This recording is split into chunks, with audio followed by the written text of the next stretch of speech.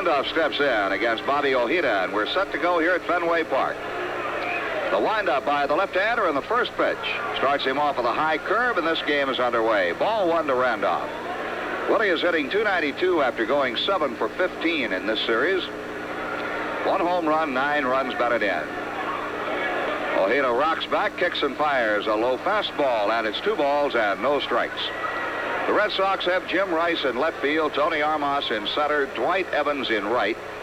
Around the infield, Wade Boggs at third, Jackie Gutierrez at short, Marty Barrett at second, Ed Urak at first. Randolph takes ball 3 down low, and the count is 3-0. Gary Allenson is catching for the first time in the series.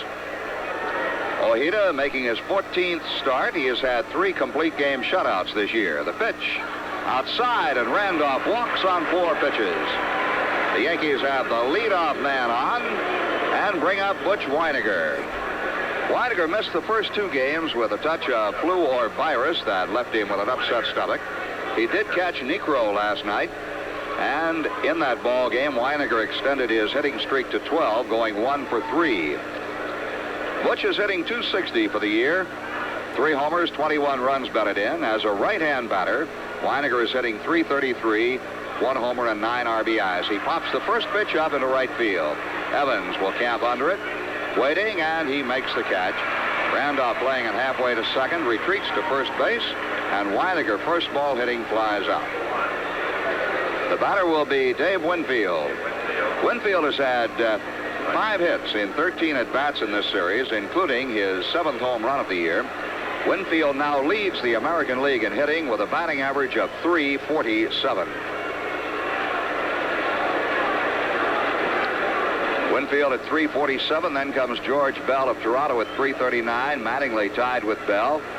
Then Alan Trammell of Detroit, .338. Willie Upshaw of Toronto, .324. Darrell Motley of Kansas City at .322. And Alvin Davis of Seattle at .321. The pitch to Winfield. Winfield throws his bat, pops it up on the right side of the infield. Marty Barrett, the second baseman, is under it. Makes the catch, and there are 2 down. That'll bring on Don Baylor. The Yankee designated hitter has had 3 hits in this series, 2 of them home runs, his 11th and 12th of the season. Baylor is hitting .251. He has 31 runs batted in. The Yankees trying to get out of Boston with a split of the 4-game series after losing the first 2 to late-game homers by the Red Sox. The Yankees came back to win last night's ball game 4-2. Necro got the win, and Righetti picked up a save, striking out the side in the bottom half of the ninth. Plate umpire Greg Kosk tells Ojeda to move the rosin bag behind the mound. Now the left-hander sets at the belt and throws to first base, telegraphing the throw. Randolph gets back easily. And Bobby Mercer has come up from downstairs where he was chatting with his departing buddy, Lou Piniella. Still be buddies, but Lou will be leaving as a player, and Bobby will be in here with us in a second. Strike call to Baylor. Bobby, I know it's very an emotional time for Lou Piniella. You went through it last year. Well, I'm just getting a chair just all nice and neat and warmed up for no, not another one in the broadcast. Baylor swings, loops one out into right field. Evans broke back. Now he has to come in. He makes the catch, and that retires the side. At the end of 1/2 inning, the Yankees nothing, and the Red Sox are coming to bat. New York's Yankee Station, WABC. Here's Wade Boggs set to lead off for Boston, hitting .312, 7 for 11 in this series, and he takes Guidry's first pitch high. Guidry is making his 15th start. He has 4 complete games, 5 wins, 4 losses, 10-4 lifetime against the Bo Sox, and he's pitched a couple of shutouts against Boston. He comes in with a fastball for a strike. It's 1-1. Back in the National League, it was San Francisco 5, the San Diego Padres 2. That's a final. Philadelphia defeated the Cubbies by the score of 11-2. Guidry comes high. Now, in that ball game, George Frazier pitched for the Chicago Cubs. And we were told today that the trade was nullified because of that technicality. Now, I don't know what's going to happen. George Frazier's already appeared for the Cubbies. Bouncing ball back over the mound. Randolph charging in. It's going to be a tough play. Throws it away into the dugout. And Boggs will go to second. was an awfully tough play for Randolph. And a high bouncer over the mound. He had to charge in, field the ball, and throw across his body in the same motion. Made an errant throw, and it went into the Boston dugout. It'll be an error all the way charged to Randolph. They give a hit and an error, Brian? No, I make it a hit and an error. I just looked up and saw an error sign. Base hit, and I think that is good scoring to rule a base hit. And, of course, Randolph will have to pick up an error on Boggs going to second. 13 straight games for White Sox. And the batter is Dwight Evans. 5 for 13, including a game-winning home run in this series. 11 homers, 34 RBIs, and a .265 batting average. He takes a strike, letter high. That base hit by Boggs extends his hitting streak to 13 games now. Guidry pitches, and a line drive base hit into right center field. That'll get a run in. Winfield backhands the ball, throws in quickly to hold Evans to a single, but Boggs scores, and Boston leads 1-0.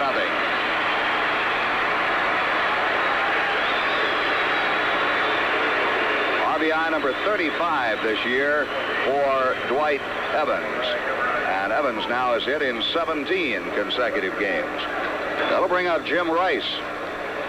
A .278 hitter, 12 home runs, second in the league in RBIs with 51. Guidry's pitch to Rice, driven to left field. That's going to be off the wall. It's halfway up the wall. Piniella plays to Karen, throws back into second base, and Rice is safe at second. Evans holds at third. A two-base hit for Rice, and the first 3 Red Sox have base hits.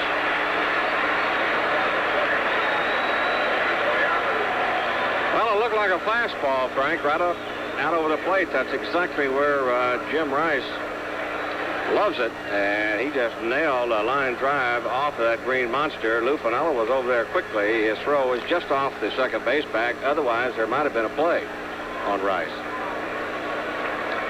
That'll bring up Tony Armas, the cleanup hitter, with runners at second and third. Nobody out, and a run across for Boston. Armas is hitting .274. 15 home runs, 39 runs batted in. Swings and misses. Strike one. Armas is 5 for 12 in this series, including a home run. Guidry working on a 3-game win streak, over which he has beaten California, Boston, and Toronto. There's a high fly ball to left field. Coming over to left center, and let's see, Griffey and Piniella are both there. Griffey calls, takes, run scores as Griffey's throw comes into third. Evans comes across on a sacrifice fly. Armas has his 40th run batted in of the year, and Boston leads 2-0.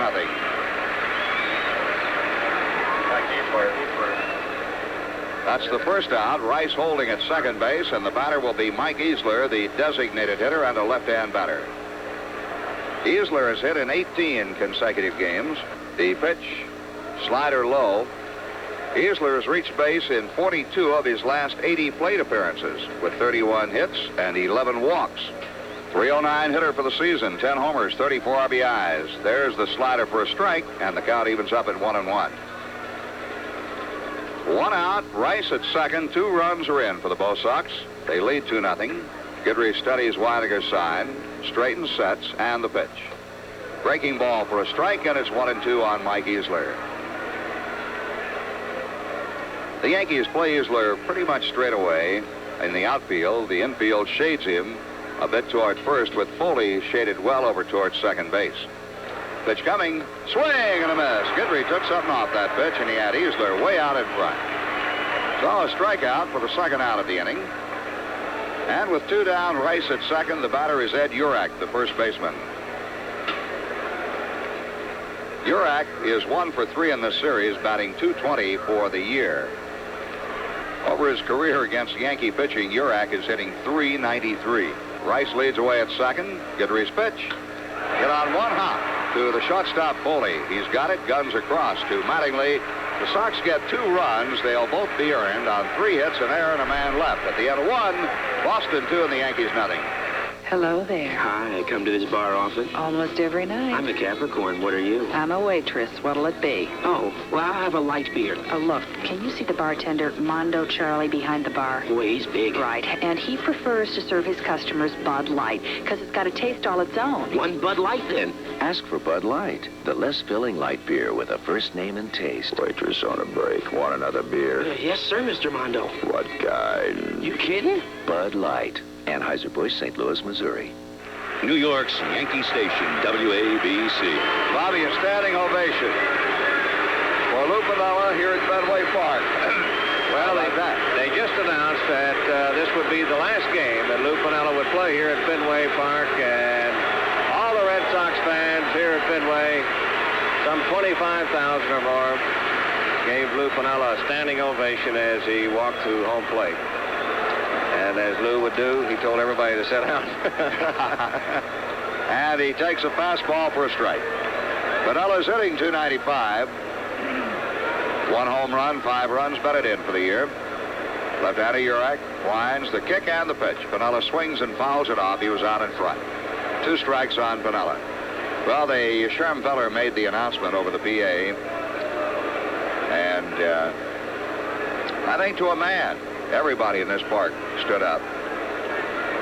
Well, I'll tell you what, Lou Piniella has really given a lot of the Red Sox fans here a lot of enjoyment. It's been a dogfight between the Yankees and the Red Sox, and those couple of years in 78, 77, 78 here, there was right down to nail-biting time, and Lou Piniella was all part of that. The Red Sox fans remember it. 0-2 pitch to him. Swung on and grounded foul outside of third and into the Yankee dugout. No balls, 2 strikes. Piniella says he will not have surgery on his rotator cuff, that once he retires as a player, the doctors feel that the rest and recuperation program, conditioning program, will bring the shoulder back to the point he can live with it. The 0-2 delivery outside. 1 ball and 2 strikes. Well, Yankee fans will have their chance to say so long to Piniella as a player. Saturday afternoon, a 4 o'clock ball game against Baltimore. The 1-2 pitch. Cut on and bounced foul over the head of Gene Michael. It was mentioned today that Baltimore was contacted, and the pitcher Saturday is definitely going to be left-hander Scott McGregor. But just in case the Orioles should change and pitcher right-hander, Piniella will still play Saturday afternoon. So he's definitely in the lineup for Saturday. 1-2 count on Piniella. And the pitch, high foul back to the seats. You know, Frank, we ought to mention also that Saturday ball game is a late start. It's a 4 p.m. start. So it's not the regular starting time at 2 p.m. Because of, I guess, television. National television. National television will be a late start Saturday afternoon at 4 p.m. If you'd like to get there at 2, that's fine, though. That's right. Get there at 2 and say goodbye to Lou. The pitch, fouled off the left side. You know, when folks come out the ballpark early for a ball game, there's always something to see. Batting practice, both sides.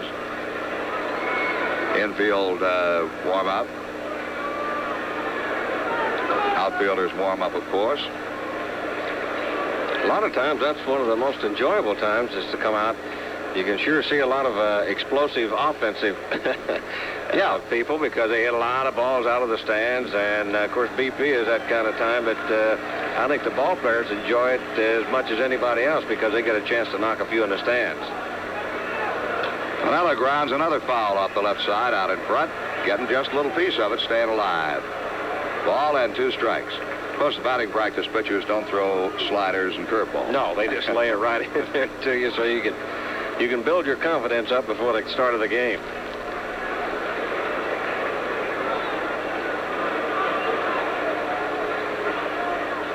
Now the left-hander Ojeda ready again. The pitch. Piniella takes it just outside. 2-2. Greg Kosk is the plate umpire tonight. Gary Allenson turned around and looked at Kosk on that call. 2-2 the count. Boston leads by a score of 2-0 here in the top of the 2nd inning. Ojeda ready, the kick and the pitch. Piniella swings, line drive, base hit into center field. So Piniella rips one to center. The first Yankee hit of the ball game. You sure he's going to retire, Bobby? That's what I asked you before the game.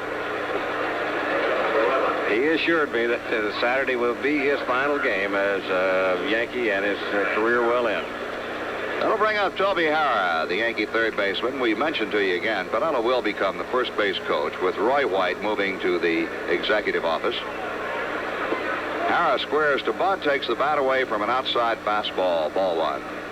Harrah's hitting 182, 1 for 5 in this series. 1 home run, 13 runs batted in for the year. Roy White will become an assistant to Clyde King in the Yankee administrative office.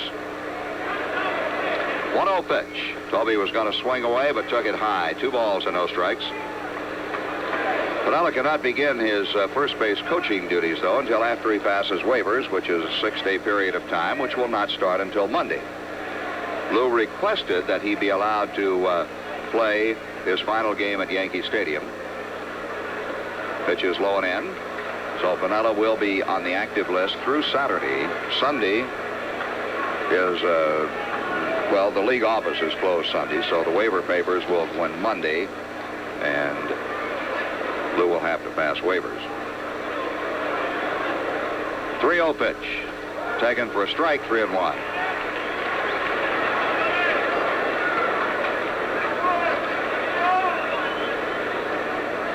Harrah looks around at third base coach Gene Michael. Roy White is coaching first tonight, by the way, for the Yankees.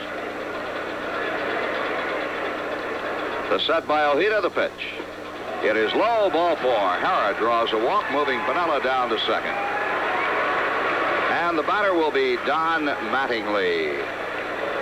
Let's take a 10-second Sunshine timeout on the New York Yankee Radio Network. Why should you settle for peanuts when you can have the great taste of Sunshine pistachios?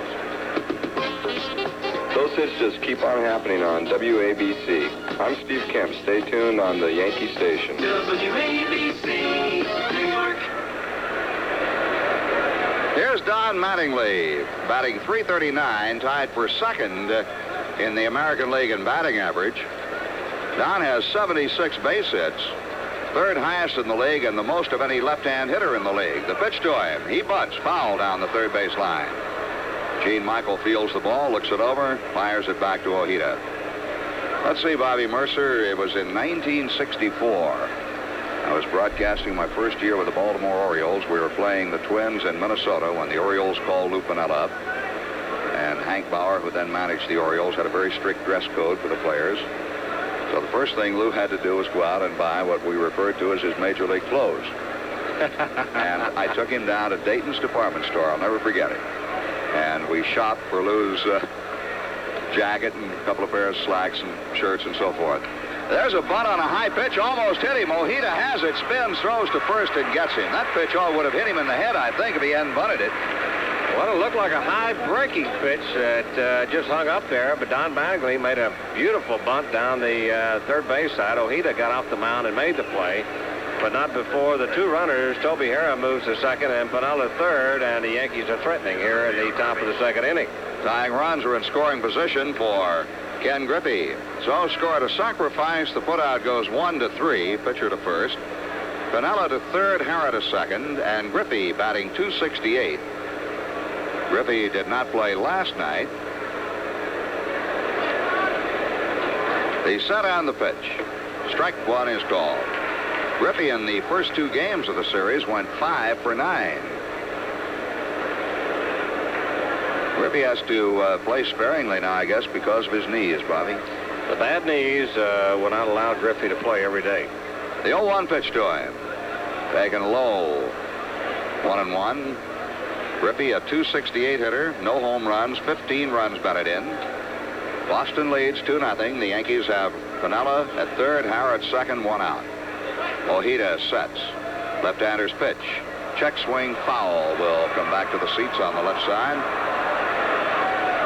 And it's 1 ball and 2 strikes on Ken Griffey. Ojeda looks like that he is trying to jam all the left-handed hitters inside with hard stuff. Of course, most of the left-handed hitters in the Yankee lineup hit the ball through the middle and to the opposite field. So I guess he feels like that if he can jam them inside, that'll keep him from hitting the ball up the middle and to left field. All right, he comes set. And the 1-2 pitch. Swung on and lined to left field. Rice is after it and makes the catch. Piniella's going to try it. Here comes Lou. Here comes the throw. He's safe at the plate. The throw from Rice was very high. Allenson had to go up in the air and still could not catch the throw. The pitcher, Ojeda, backing up, played the ball, and Piniella went sliding in, upending Allenson at the plate. So the Yankees have their first run, and Boston leads 2-1. Well, I think it was an excellent judgment play by Lou Piniella at third base, because Rice had to come a long ways to get that ball, and he actually caught the ball on a run and off balance, and when he tried to throw the ball home, he threw it all the way, but he threw it off balance, and the ball was high, and Ojeda was the one that had to retrieve it, and that little gamble and that little extra little thing by Lou Piniella got the Yankees on the scoreboard. Harris stays at second, and Tip Foley will bat, taking outside, ball 1. Foley is hitting .167, 0 for 5 in this series. No home runs, 5 runs batted in for the year. Willie Randolph is on deck. The set by Ojeda, the left arm around, fastball is outside. With Foley up there and Foley playing shortstop tonight, the Yankees also announced today that Andre Robertson, who is here in uniform tonight, will be going to Columbus. Bobby Meacham will be called up from the Columbus Clippers. 2-0 pitch. Foley swings, pops it up on the right side into right field. Evans in shallow right, waits under it, and makes the catch. The Yankees got a run on a hit. They leave a man, and in the middle of the second, it's Boston 2 and New York 1.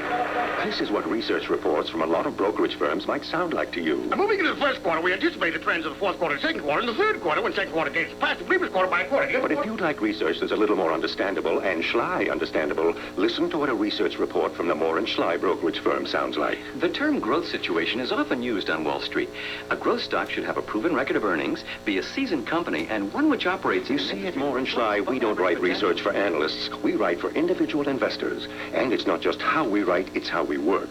For what's true of our research reports is true of our individual products. For example, instead of offering you an IRA that's off the shelf, we'll tailor it to your needs by funding that IRA with the products that are right for you.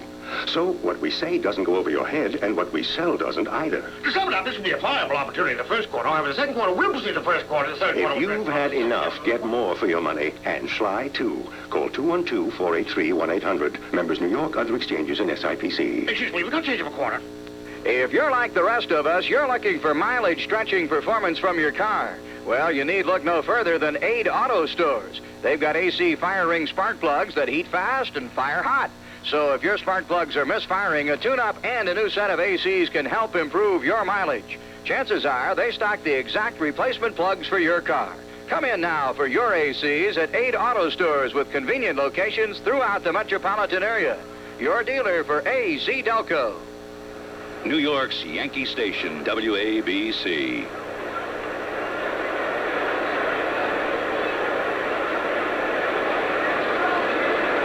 Well, we go to the bottom of the second inning. The score between the Red Sox and the Yankees, and the Red Sox on top at this particular time by the score of 2-1. It'll be Marty Barrett, Gary Allenson, and Jackie Gutierrez due up for the Red Sox here in the bottom of the second. Frank? Okay, Bobby Mercer. Barrett is hitting .298, 2 for 11 in this series. He has 1 home run on the year, 6 runs batted in, and a right-hand batter. Barrett, an excellent defensive ball player. I think the feeling on the Red Sox is it remains to be seen whether he will consistently hit. And certainly, I don't believe 300, but you never know. First pitch to him, taken high, ball 1. Barrett is pretty good contact man. He doesn't strike out that often, even though he did strike out 3 times last night. Guidry back, and the pitch. It's low, 2 balls and no strikes.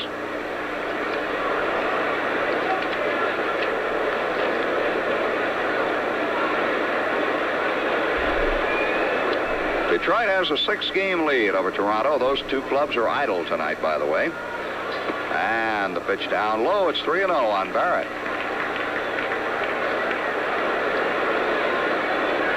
Barrett struck out 3 times last night, but he's only struck out 10 times all year with 9 walks in 124 at-bats. Here's the pitch to him inside, and he draws his 10th walk of the year on 4 pitches. That is the first walk given up by Guidry now in 20 1/3 innings. He had gone 19 1/3 without walking a man, and gives up a walk to the leadoff hitter here in the second. The batter will be the catcher, Gary Mugsey Allenson.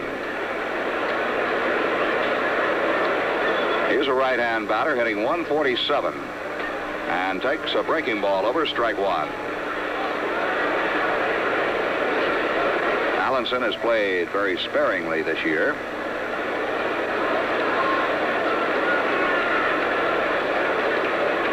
Guidry is set and deals. Allenson swings and misses on a hard slider.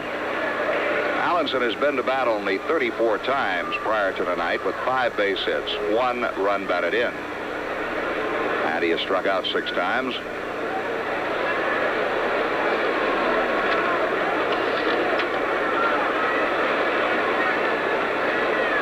The set by Guidry checks Barrett with a look and the pitch. Strike 2 is called. Strike 3 is called. Allenson is called out. 20 1/3 consecutive innings. Guidry did not walk a batter until the walk to Barrett leading off the second. 2 strikeouts now for Guidry. And with 1 away, a runner at first and Boston leading 2-1, the batter is Jackie Gutierrez. Gutierrez is hitting .278. He's been red hot in this series, 6 hits and 8 at-bats. Right-hand hitter. And he takes a breaking ball for a strike. He really is a fine, young-looking infielder. He has great range at shortstop, and I think one of the biggest assets that he has is he's got a strong arm. Probably the strongest of any shortstop in the American League. Got on and grounded to shortstop. Foley's got it to Randolph out at second, back over to first. Out at first, a double play, 6-4-3 to retire the side. At the end of 2, it's Boston 2, New York 1. You fans know pennants are won by strong teams, not single players. That's why Bridgestone is a winner. It's a team, a full line. Listen to what Bridgestone delivers. High-performance tires, all-season tires, light truck tires, four-wheel drives, tires for RVs. All ultra-high quality. All Bridgestone, a great team. So drive on, Bridgestone, drive on. New Jersey is driving the STS for Bridgestone tires. STS with 21 retail outlets throughout central New Jersey.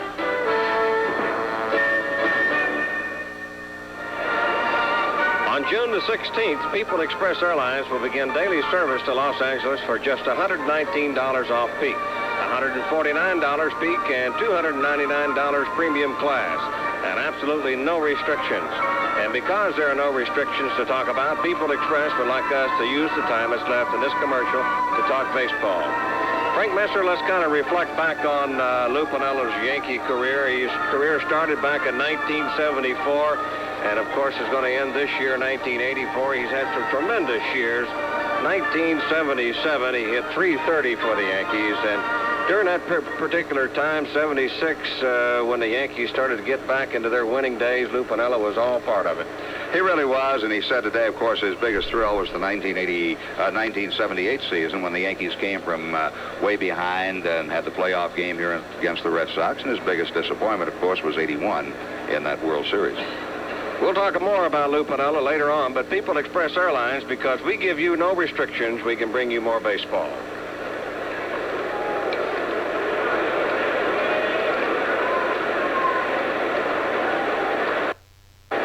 We go here to the third inning. Willie Randolph will be the leadoff hitter for the Yankees. He walked in the first, then Weiniger and Winfield. Boston leads by a score of 2-1 behind Bobby Ojeda.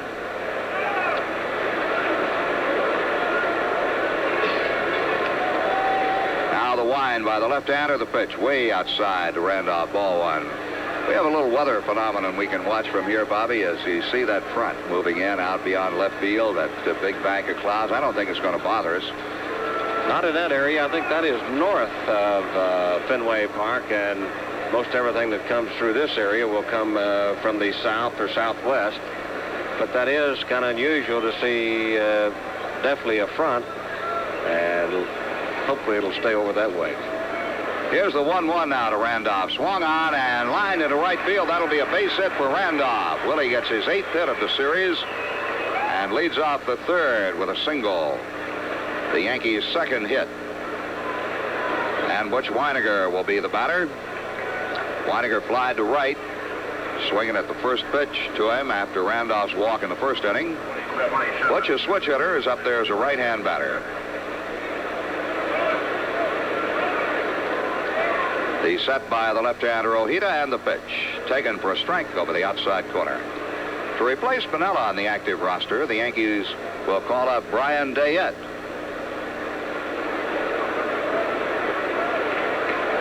Quick throw to first. Randolph is back. They thought possibly that Deyette would make the ball club in spring training this year, but Deyette was injured a lot of spring training and never could get back on track. Here's the 1-strike pitch. Ground ball hit slowly towards short. Urak has flips to Barrett for 1. Back to first. Double play. Ball was not hit that sharply, but Weiniger does not get down to first base that sharply. And a 6-4-3 double play erases 2 men. 2 more big fan giveaways are coming up in July. First, it's Sports Channel Yankee Photo Album Night, Saturday, July the 14th. All fans at the Yankees Kansas City Royals game on July the 14th will receive a full-color Yankee photo album, compliments of Sports Channel. And on Wednesday afternoon, July the 18th, all fans 14 and under can splash into summer on Citibank Yankee Beach Towel Day. And that's all fans 14 and under attending the Yankees Texas Rangers game will take home a free Yankee Beach Towel, compliments of Citibank. That's a pair of great giveaways, and they're coming up soon, so make your plans to be at Yankee Stadium. Dave Winfield hits one deep but foul. That'll clear the roof and everything, but foul. A slow curveball, and Big Dave was right on it. Unfortunately, he just got out a little bit in front and pulled it foul about 15 to 20 feet down the left field line. Not only a slow curveball, but a hanging slow curveball. He did. He jumped all over it. 1 strike on Winfield. Now Urak back, and a line drive down toward the right field corner. That's going to drop for a base hit. Played on 1 bounce by Evans. Quick throw holds Winfield to a single. I'll guarantee you one thing, Bobby. After last night, those outfielders are going to charge everything Winfield hits and throw it just as quick as they can. I don't blame him. In fact, Dave Winfield was one of the reasons the Yankees won last night. He might be the reason that they did win, because he stretched, no doubt, a single into a double. Got into scoring position at second base with nobody out when it was really an important part of the ball game, the top of the 9th inning, and the Yankees went on to score 2 runs in that inning. Don Baylor up and takes a strike. It was a very big play.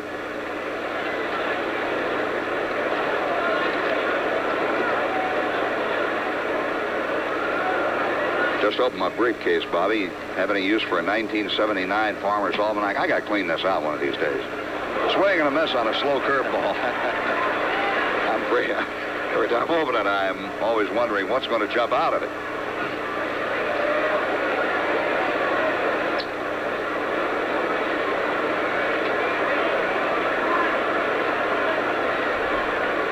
Two strikes on Baylor. Pitch out. No movement by Winfield. There are 2 outs. Winfield at first. Lou Piniella is on deck. How about a couple of 1981 playoff tickets? You need them? No, thank you. Yeah, we're getting closer. 1-2 pitch. Hit on the ground, a shortstop. Gutierrez bobbles it, comes up, throws, he's out. Gutierrez recovered in time to throw out Baylor. The Yankees do not score on 2 hits. A man left at the end of 2.5. It's Boston 2, the Yankees 1. Sammy's presents the American Express course in fine dining. Lesson 14. Tomatoes are for loving. Most of us would find it very difficult to confuse a tomato with an apple. But in 16th century Europe, tomatoes were actually called love apples. We'll tell you why after this message from our sponsor, where everybody falls in love with the food. Sammy's invites you to dinner. Dine on such house specialties as Romanian tenderloin, veal chops, and rib steaks. Every dish is carefully prepared and flawlessly served. Experience Sammy's for yourself. And be sure to bring the American Express card. Sammy's, 157 Christie Street, now back to the American Express course in fine dining. In 16th century Europe, tomatoes were believed to be an aphrodisiac, thus the name love apples. Of course, if you love delicious food, you don't have to look beyond the American Express card. It's welcome at fine restaurants everywhere. The American Express card. Don't leave home without it. The 1st of July will be a first of another kind, too. The Meadowlands Grand Prix. 83 Indy 500 champ Tom Sneva will be competing using a specially formulated Haviland racing oil to lubricate the engine of the Texaco Star race car. To make this event more eventful, Texaco is offering at participating retailers a $1.50 rebate on a 5-quart purchase of any grade Haviland motor oil for your car. Haviland, the official motor oil of the Meadowlands Grand Prix. On sale at Pergament Home Centers throughout New York and New Jersey. Well, we go to the bottom of the 3rd inning, and we'll start right back up the top with the Sox leading off Wade Boggs. Batting behind Boggs will be Evans and then Jim Rice, Frank. And those three produced a couple of runs for the the Red Sox in the 1st inning. Boggs singled, went to second on a throwing error by Randolph. Scored on a base hit by Evans. Evans went to 3rd on a double by Rice and scored on Hamas' sacrifice fly. Boggs, a left-hand hitter. His hit was a high chopper back over the mound. Randolph tried to hurry a throw to first base and get him and threw it into the dugout. Guidry winds, and the first pitch now to Boggs. Line to left field, and Piniella makes the catch. Lou got an excellent jump on that ball and made the catch running to his left toward the glove side or toward center field. Made the catch in the gap. Well, he was actually playing Boggs fairly shallow in left field. And great running catch by Lou Piniella, and that certainly cut down on an extra base hit on Boggs' part. That'll bring up Dwight Evans, who singled to right center field in the 1st inning. Guidry winds, and the first pitch here to Evans. Breaking ball for a strike. The Red Sox are leading 2-1. Base hits are evened up, 3 apiece. The Yankees have committed 1 error. And Jim Rice is on deck. The wind by Guidry, the pitch down low. 1-1. We hope you'll make your plans to be at Yankee Stadium Saturday for a final salute as a player to Lou Piniella. Game time 4 o'clock against Boston. Guidry low with a fastball, 2-1 against Baltimore. Did I say Boston, Brian? I'm sorry, I got Boston on my mind. Baltimore in Friday night, late Saturday, a 4 o'clock start, and then Sunday afternoon. The wind by Guidry, the pitch up high. 3 balls and a strike to Evans. Lou Piniella definitely will play Saturday against Baltimore, 4 o'clock ball game. And if you're one of those many fans who have shouted and chanted Lou from the stands, hope you'll be out there. 3-1 pitch. Walked him up high. Evans is on. Second walk allowed by Guidry tonight. So the Bo Sox leading 2-1 bring up Jim Rice, who doubled in the 1st inning. Rice ripped one off the wall in left field.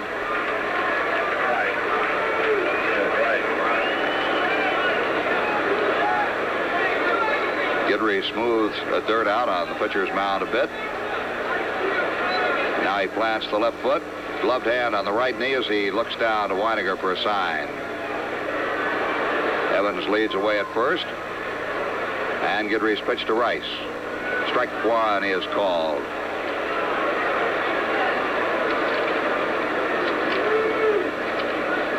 Rice in his career has hit Yankee pitching well.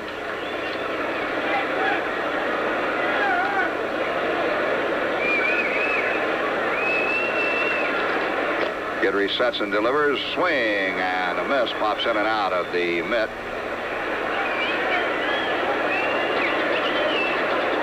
Rice in his career has had 153 base hits in 451 at-bats against Yankee pitching.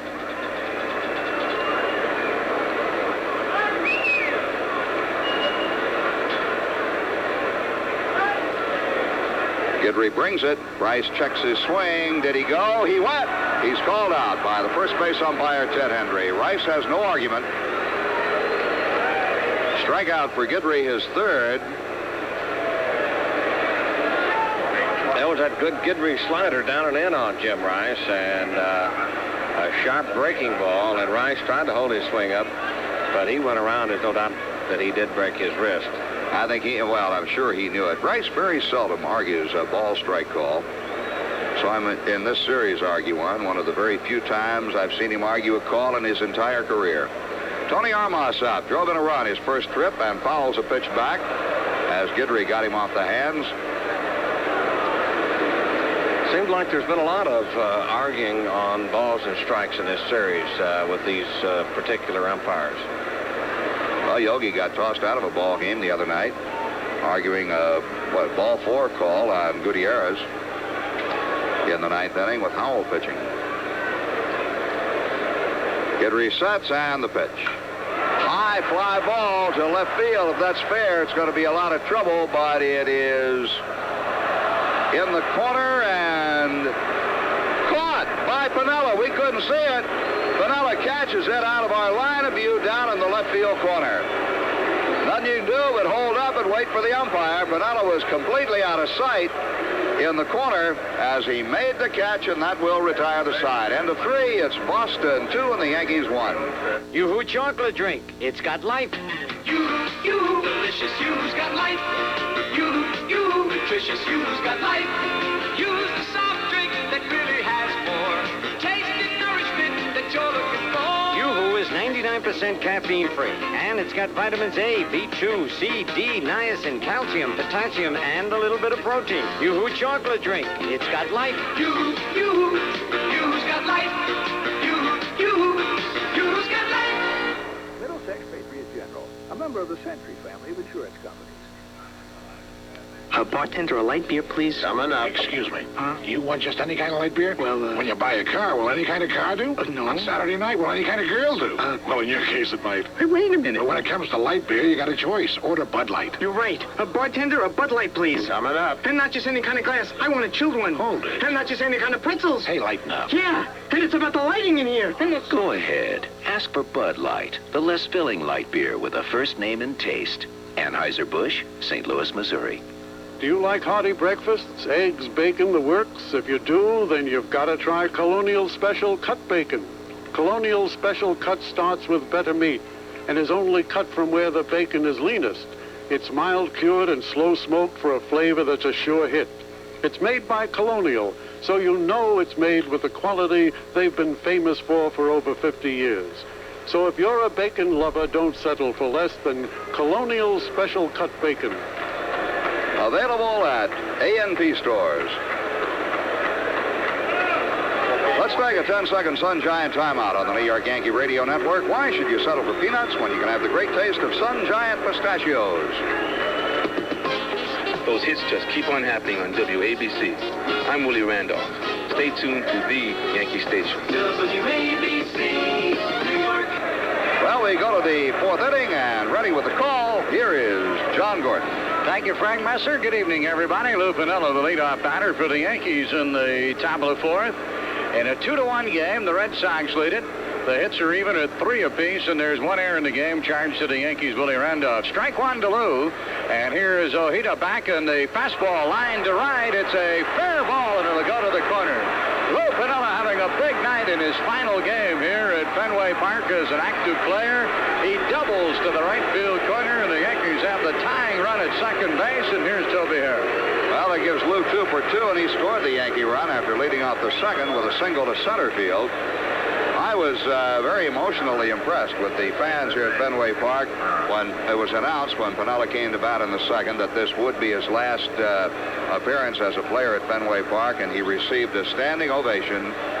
And I don't think there was even the most diehard Red Sox fan here in the ballpark that did not get up and applaud Piniella. Well, they appreciate the great hustle, and wasn't it amazing that Piniella would score that run in typical Lou Piniella fashion? A fly ball to shallow left field. Just hustling in and getting across with a hard slide, bowling over the catcher Allenson. Quite a play. All right, here's Toby Harris, the right-handed hitting third baseman. Piniella, the tying run at second base. Ojeda sats, and he pitches. Here's the bunt by Toby, and it's a good one. It's played by Ojeda. He can't make a throw, and it's a fair ball, and it'll be a base hit for Toby Hare. Toby did a good job dancing out of the way of that one, Frank, and he's on safely, and Lou Piniella is now at third base. Well, actually, Toby Hare ran inside the baseline to get around the batted ball. I think Ojeda may have thought he should be out for some reason. If Ojeda had thrown quickly and hit Hare, it would be up to the umpire as to where he was running at that time. But that will be a base hit. Hey, we talk about Lou Piniella and the standing ovation here tonight. Remember, Piniella will wrap up his long and illustrious career as an active player this Saturday afternoon when the Yankees play the world champion Baltimore Orioles at 4 o'clock at Yankee Stadium. Make plans to be on hand to see Sweet Lou in his final game. Good tickets are available. We'll look for you Saturday, 4 o'clock. Here's Mattingly. It's a high fly ball to center field. Hamas is back, and Piniella will score easily on this one. Sacrifice fly for Don Mattingly. Here's Piniella across, and it's a tie game at 2-2. So the Yankees with a couple of hits, a double from Lou Piniella, a bunt single from Toby Hare, and a sacrifice fly from Don Mattingly, his second sacrifice of the game. And the Yankees have tied it at 2 apiece. Mattingly now is 36 RBIs on the year. That's club leading. At first still is Toby Hare, and the batter now is Ken Griffey. So the Yankees have 2 runs on 5 hits in the game. The Red Sox have 2 runs on 3 hits. A curve from Ojeda is low, and it's 1 ball and no strikes.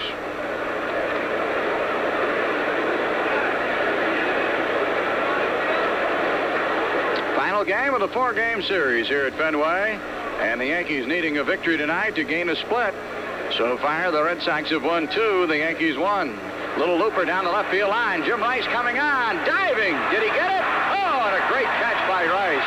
A bullet throw back to first and a double play. Oh, my goodness, what a play by Rice. He made a great catch. Came up throwing, and a one-hop ball to first baseman Eddie Urak. Toby Hare doubled off, and the crowd here at Fenway showing appreciation of 2 great defensive plays by Jim Rice, the catch and the throw. It's a 7-3 DP to end the Yankee 4th. A run and a pair of hits, and nobody left. At the end of 3.5, Yankees 2 and the Red Sox 2. We're here in a laboratory where banking scientists are unsuccessfully trying to outdo the convenience of Pronto, the home banking system from Chemical Bank, the system that lets you bank at home 24 hours a day. Now, sir, is your invention here really more convenient than Pronto? Oh, sure. This'll let you do all your banking underwater. I see, but is it really as convenient as Pronto? Oh, sure. What if, like, you're scuba diving, you see, and suddenly you gotta check your balance? Yeah, happens all the time, I'm sure. But can you use this to pay bills or transfer funds like you can on Pronto? Well, it's not as convenient, but it is completely waterproof, as well as being... Yes, but, sir, compared to 24-hour banking in your own living room, isn't your underwater banking idea actually quite stupid? Yes, but it's perfect for liquid assets, you see, because if you really put your mind to... Well, until someone comes up with an idea that holds water, the most convenient way to bank will continue to be Pronto, the home banking system from Chemical Bank. But see, it's very good for convenient banking, because if you're floating bonds, you'll find out that it really works great. You see... You know, the car sounds awfully noisy. When can you take it in for a new muffler? Oh, it's summer. I don't want to be without the car for even one day. Then we could take it to Sears Auto Centers. They're open day and night. And right now, we can save 25% on a Sears Muzzler muffler. It's just $19.99 installed. And the best part is we'll get a Sears limited warranty. Great. I can bring the car in after work today. And charge it on our Sears credit card. Save 25% on a Sears muffler day and night. Sears Auto Centers, of course. Available at most metro area stores. New York's Yankee Station, WABC. The New York Yankees would like to thank the 101 members of the Orange Association of Life Underwriters for all their support in the campaign against drunk driving. Well, the schoolboy just showed that play by Rice again. Quite a catch by Rice and quite an off-balance throw to double Hare off first base. Just a great defensive play by a great ball player, John. That's for sure. Rice is really having some great games against the Yankees, not only this year, but last year, too. And the leadoff batter is going to be Mike Eastler against Ron Guidry as the Yankees and the Red Sox play to the bottom of the 4th in a 2-2 tie game. Guidry struck out Eastler his first at bat. Swing and a miss and a breaking pitch. Strike one. No balls and one strike. Well, Mike Eastler hitting at .309, 10 homers and 34 RBIs, and an 18-game hitting streak. If he gets a hit tonight, he'll extend his streak to 19, which would be the longest in the American League this year. Pitch is high, and it'll be a ball and a strike to Eastler. Waiting to hit next is Ed Urak and then Marty Barrett. And here's the 1-1 delivery. Caught and a miss and a fastball. Strike two, and it's 1-2. Sox got 2 runs in the first. Evans drove across one with a single, and a sacrifice fly by Armas plated the other run for the Red Sox. Yankees came back with one in the bottom of the second and another in the bottom of the fourth, or top of the fourth, and they have tied it at 2. Caught and a miss. Strike 3. Struck him out on a slider. So Guidry now has 4 strikeouts in the game, and he has whiffed Eastler twice, and here's Ed Urak. Guidry had a shaky start, giving up 3 consecutive base hits and a sacrifice fly for 2 runs in the first inning. But since then, he has settled down, allowed a couple of walks, and he has struck out 4. Sac flies have scored both of the Yankee runs. Griffey's in the top of the second, and Mattingly's in the top of the fourth. Urak, who's playing at first base tonight, takes a strike and a fastball, and it's no balls and 1 strike to count. Right-handed hitter, and here's Guidry's second offering. Fastball low, and it'll be 1 ball and 1 strike.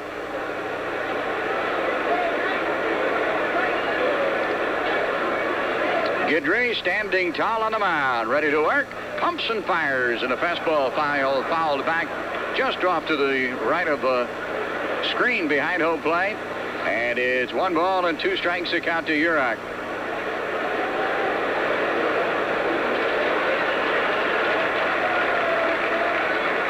Now the Sox are 31-29 on the year, 2 over 500. And here's the pitch to Urak. Fastball high and wide. And it'll be 2-2 now to count to the right-handed hitting first baseman for the Red Sox. Guidry working quickly, and the delivery. Slider swung on and lined for a hit to left. This should go for extra bases. Piniella's chasing it to the corner, and Urak is into second with a stand-up double. And the Red Sox get the go-ahead run in scoring position in the 4th inning, and Marty Barrett will be the batter.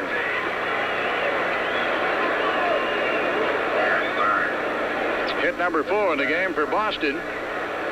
Guidry had been giving Urak a steady diet of fastballs, and he got a breaking pitch up, and Urak lined it over Toby Harris' head and down the left field line for the 2-bagger.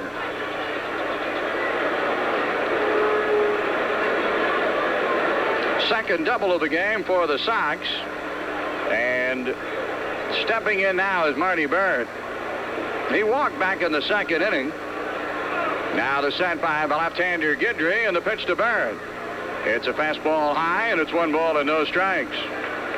When Guidry walked Barrett back in the 2nd, it was the first walk that Guidry had given up in the last 20 1/3 innings that he's pitched. In his last 2 starts against the Red Sox and the Blue Jays, he didn't walk anybody.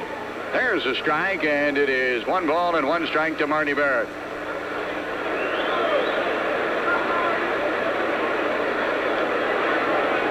Well, the Yanks will be home tomorrow night against the Baltimore Orioles.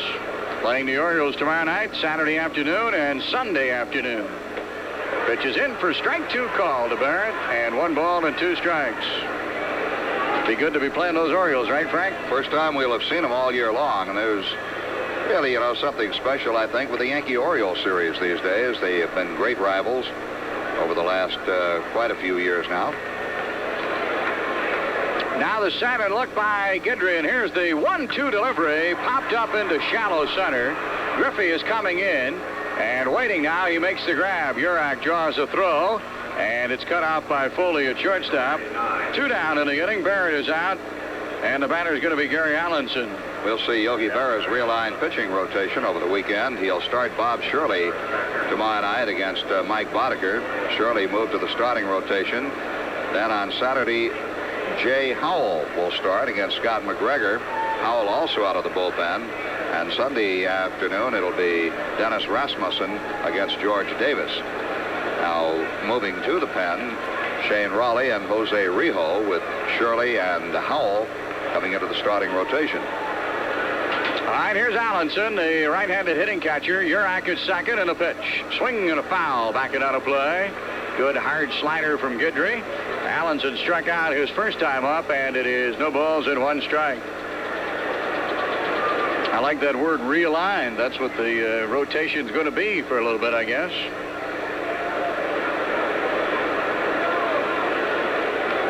Here's the set now as the left-hander Guidry checks the runner and pitches. Cut and a miss. Strike two, and it's no balls and two strikes to count. Sometimes a trip to the bullpen can get a pitcher straightened out. I think Yogi made up his mind on Rijo's start here in Boston the other night, and he consistently got the first two men and then got in trouble. That is on Rijo. Ready, the left-hander Guidry checks the runner, and the two-strike delivery. Fastball hit high in the air to shallow center. Foley is out, Griffey is in. It's going to be Foley. Backtracking, he makes the grab. The Red Sox threatened to take the lead, but failed to do so. And Guidry retires the Sox here in the fourth inning. No runs ahead. The double by Yurak is by the boards. There's one left, and at the end of four, the Red Sox 2 and the Yankees 2. Danny, the baseball game was last week. No one cares anymore. But I was safe. You were out. My dad says he got a picture of it. You'll see I was safe. Catch baseball's great moments with Color VR 400 color print film. It can stop sports heroes in their tracks. Okay, here's the picture. Were you safe? Look, let's be mature about this. It's not who wins or loses. It's how you play the game. You were out. Kodak, because time goes by. On June 16th, People Express Airlines will begin daily service to Los Angeles for just $119 off-peak, $149 peak, and $299 premium class, and absolutely no restrictions. And because there are no restrictions to talk about, People Express would like us to use the time that's left in this commercial to talk baseball. Well, the baseball talk today is getting a clarification on the Cubs-Indians trade announced yesterday. Now, the whole thing is Hall and Carter going from the Cubs to the Indians did not clear waivers. They cannot go to the Indians until they clear waivers, which is a 6-day period. Schulze and Banks can play for the Indians wherever Cleveland wants to play him, and the three players sent from Cleveland, Sutcliffe, Frazier, and Hasse, can play at any time for the Chicago Cubs. In fact, Frazier pitched for the Cubs today, and we hope that clarifies that. People Express Airlines, because we give you no restrictions, we can bring you more baseball.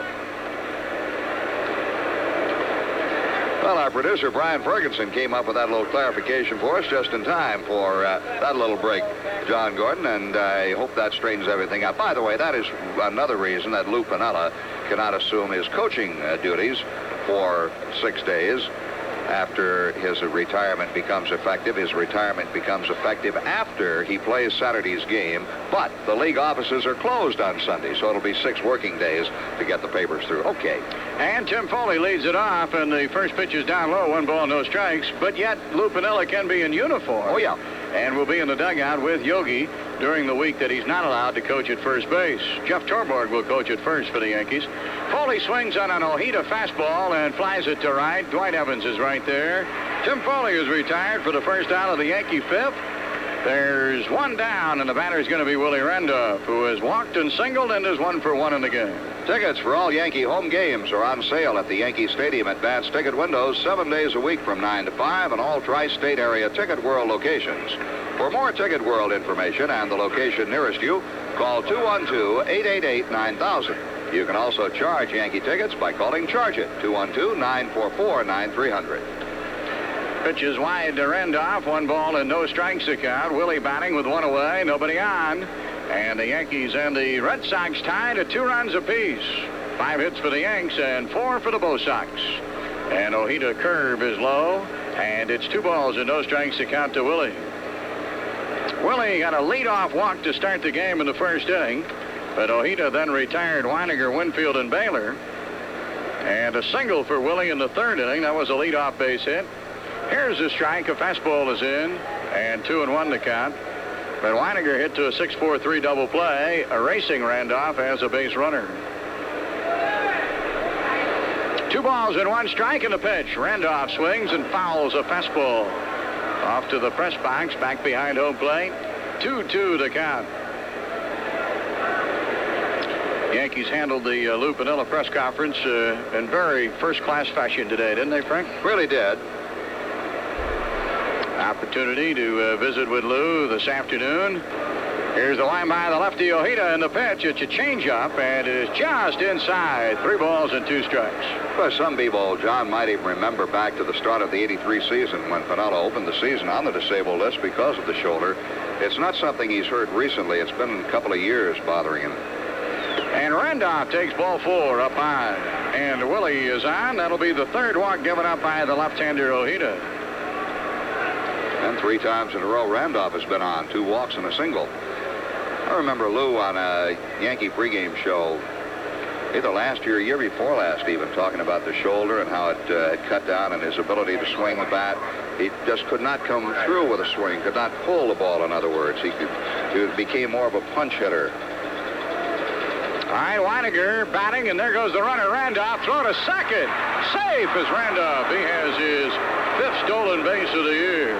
That was a close play. Willie got a good jump on Ojeda, and Allenson had a very strong, quick release. Really was a very good throw. Randolph stole the base really on the pitcher Ojeda, and you shouldn't get that kind of a jump, especially off a left-hander, but Randolph did and made it. Well, the Yankees move Randolph into scoring position at second with a steal. And now Weiniger batting with a count of no balls and 1 strike. The pitch was a strike to Butch. Weiniger swings and a bounder to third. Boggs will hold Randolph at second. Shoots it across to York at first to retire Weiniger. 2 down in the Yankee 5th. And the batter is going to be Dave Winfield. It'll be interesting to see how Ojeda pitches Winfield here. Frank, if he pitches around him with first base open, he, of course, has to face a very feared hitter in Don Baylor. Well, he has his own option there. Winfield popped up in the 1st inning, then singled to right field in the 3rd, so it's really Ojeda's option in a situation like this. Might try to make Winfield chase a bad pitch. If he gets a quick strike on him, that may change his strategy also, or if the first pitch is a ball. I think the first pitch may be a key to the whole at-bat. Randolph walked with 1 down, stole second, and he's holding there as Weiniger has just grounded out. And now the batter is Winfield. Dave steps out of the batter's box just as Ojeda was ready to work. Yankees 2, Red Sox 2. Sox had the early lead at 2-0, but the Yankees scored single runs in the 2nd and 4th innings to tie it up. Winfield takes a fastball low, 1 ball and no strikes.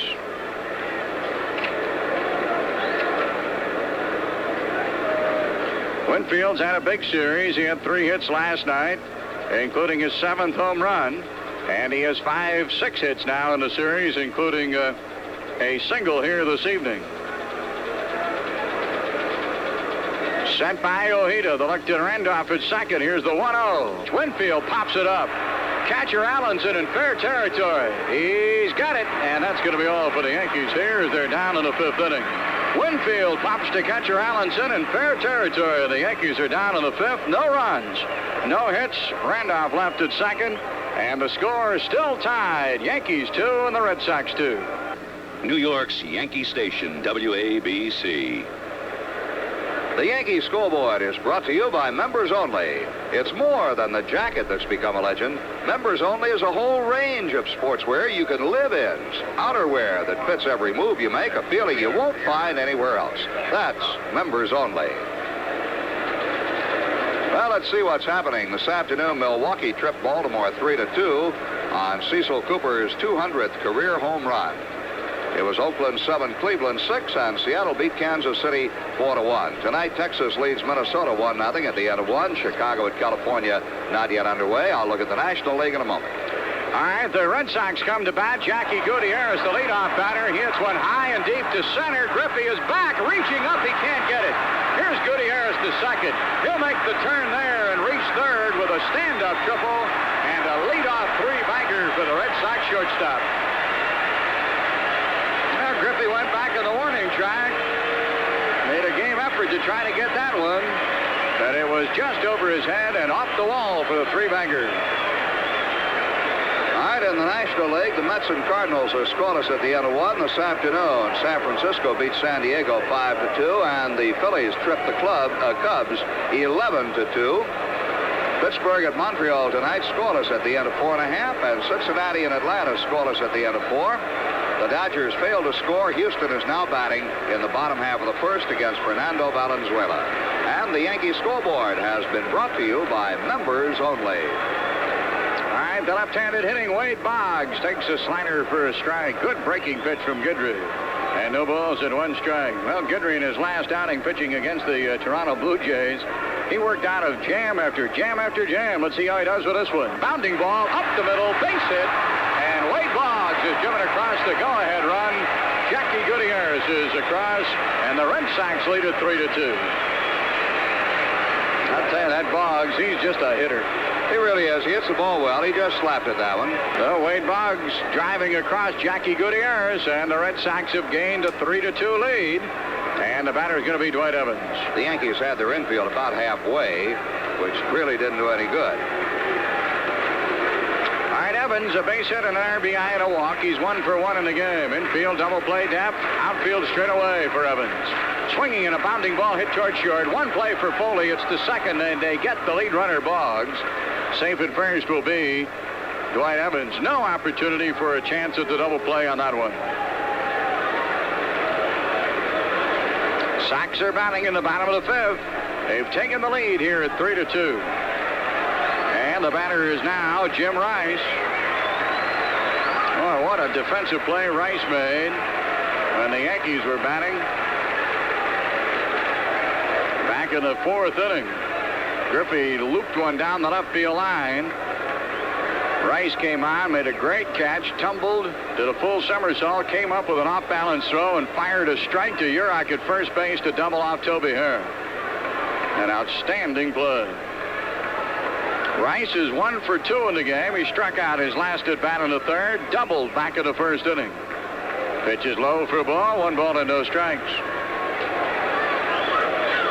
Well, plays like that, one reason the Red Sox have won 13 out of their last 15 ball games. The hottest team in the American League. Now the set. Here's the looking pitch. Rice swings and fouls it off his body, and it is strike 1, 1 ball and 1 strike. I was talking to Ralph Howe before the game, and he was saying that, of course, he's counting on his young pitching to come through for him to be a contending club. He said, if not, he said, I think we have enough here to have some fun and maybe spoil a few things for a couple of clubs. And they do have a talented team here in Boston. Well, he has a good young double play combination now, and Gutierrez at shortstop and Barrett at second base. I'll tell you, he talks about his young pitchers. He's got to be happy with Dennis Boyd's pitching performance last night, even though he lost the ball game to the Yankees 4-2. Boyd showed some good stuff on the mound. He really did. Outstanding pitching duel last night between Niekro and Boyd, and Niekro and the Yankees won out 4-2. All right, Boggs with a good lead at first. Mattingly holding him on. Here's the set on the pitch. Line drive and a base hit. On one hop played by Piniella. Throw to second base. Boggs is in safely. Oh, man. That almost was some sort of play by Piniella. What if he had got a force out on that play? Wouldn't that have been something? Well, it was a sinking liner. Jim Rice is going to be looked at the moment by the Boston trainer. And Piniella charging in, played it on a short hop and flipped on the run to Randolph at second, and Boggs just in safely. Had to slide to get in safely. Here's Armas now, batting with 2 on and 1 away as the Sox are threatening. And the pitch, shot for a hit to left. Here's Boggs around third. He's being held up, and they've got him trapped off third base with Foley covering at the bag to Weiniger. Weiniger running him down, tagging him out, and they're 2 away in the inning. Boy, the Yankees got a big break there. What happened was Boggs almost ran into Eddie Yost at the third base coaching box. He got held up or hung up between third and home, and the Yankees get the rundown out, and they're 2 away, and they're still runners at first and second. That's going to be a 7-6 to 5-2 putout. Piniella got the ball in to Toby Hare, the third baseman, who cut it off to make it a 7-5, 6-2 putout. All right, here's Mike Eastler. That was Dwight Evans, not Wade Boggs, who was out. Boggs had been a base runner here in the 5th inning when he reached it a hit. And then Evans forced Boggs at second base. And Evans, rounding third, almost ran into Eddie Yost. And in the near collision, he had to put the brakes on, and then they trapped him in the rundown. Swing and a miss by Eastler. Strike one. He went after the breaking pitch. Have to admire the way the Yankees handled the ball on that one. Piniella's throw to third baseman Hara, with Foley coming back to cover at third base, as you said, John, and reporting it. The throw over there, then back to Weiniger, who ran him down, tagged him out. They got him at second. No, they didn't. I thought they did. Boy, it sure did look like they have him there, Frank, but back in time was Rice, and a good pickoff move. Again, an alert play by Foley. Yep. He came right behind Rice and into the bag at second, and they looked like they had him. Boy, I thought they had him. So Eastler's still up there. No balls and one strike. That was a sharply hit ball by Hamas. It would have been very tough for Evans to score on that play. Here's the pitch to Eastler, a foul back, and it'll be strike two, the count to Eastler.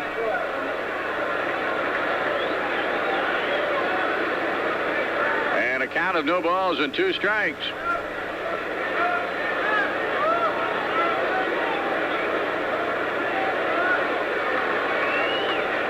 Now the set to look to second to Rice. Hamas at first. Eastler swings and misses, strike three. Eastler struck out 3 times in the game. At the end of 5, the Red Sox have taken the lead, 3-2.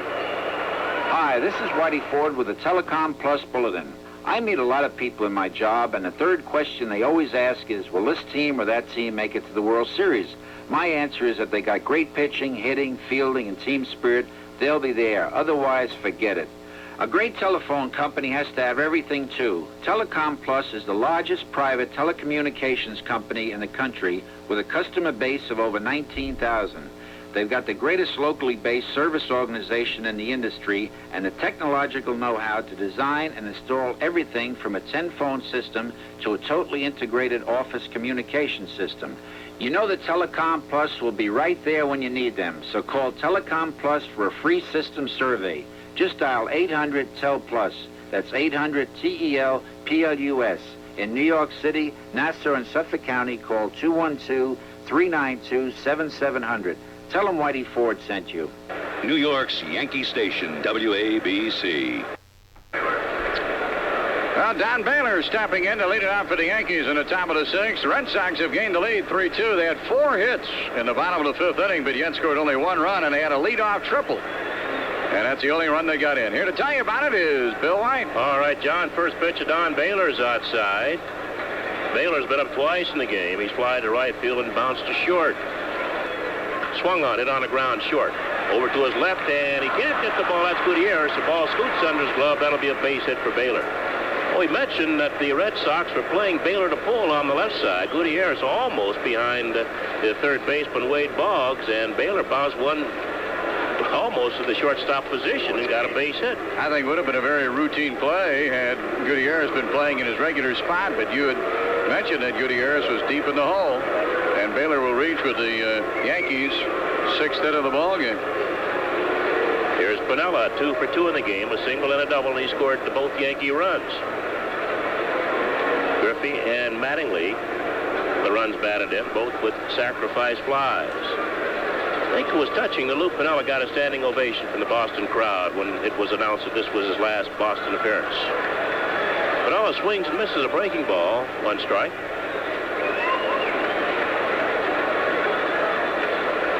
It's going to be a tough weekend for Lou. He's a very emotional person, and he realizes that it's now time to step down and to bring someone else into the Yankee roster. He'll be playing his final game on Saturday afternoon at Yankee Stadium against the Orioles and Scotty McGregor. If he keeps hitting like this, he might change his mind. Yogi might change his mind for him. Here's throw the first base, and Baylor back in. He's safe. The Red Sox lead 3-2. We're at the top of the 6th. Another throw the first base, and Baylor's back. They were kidding him today about the fact if he had his shoulder worked on or operated on over the wintertime, he could come out of retirement next year. But Lou said, no, this is it.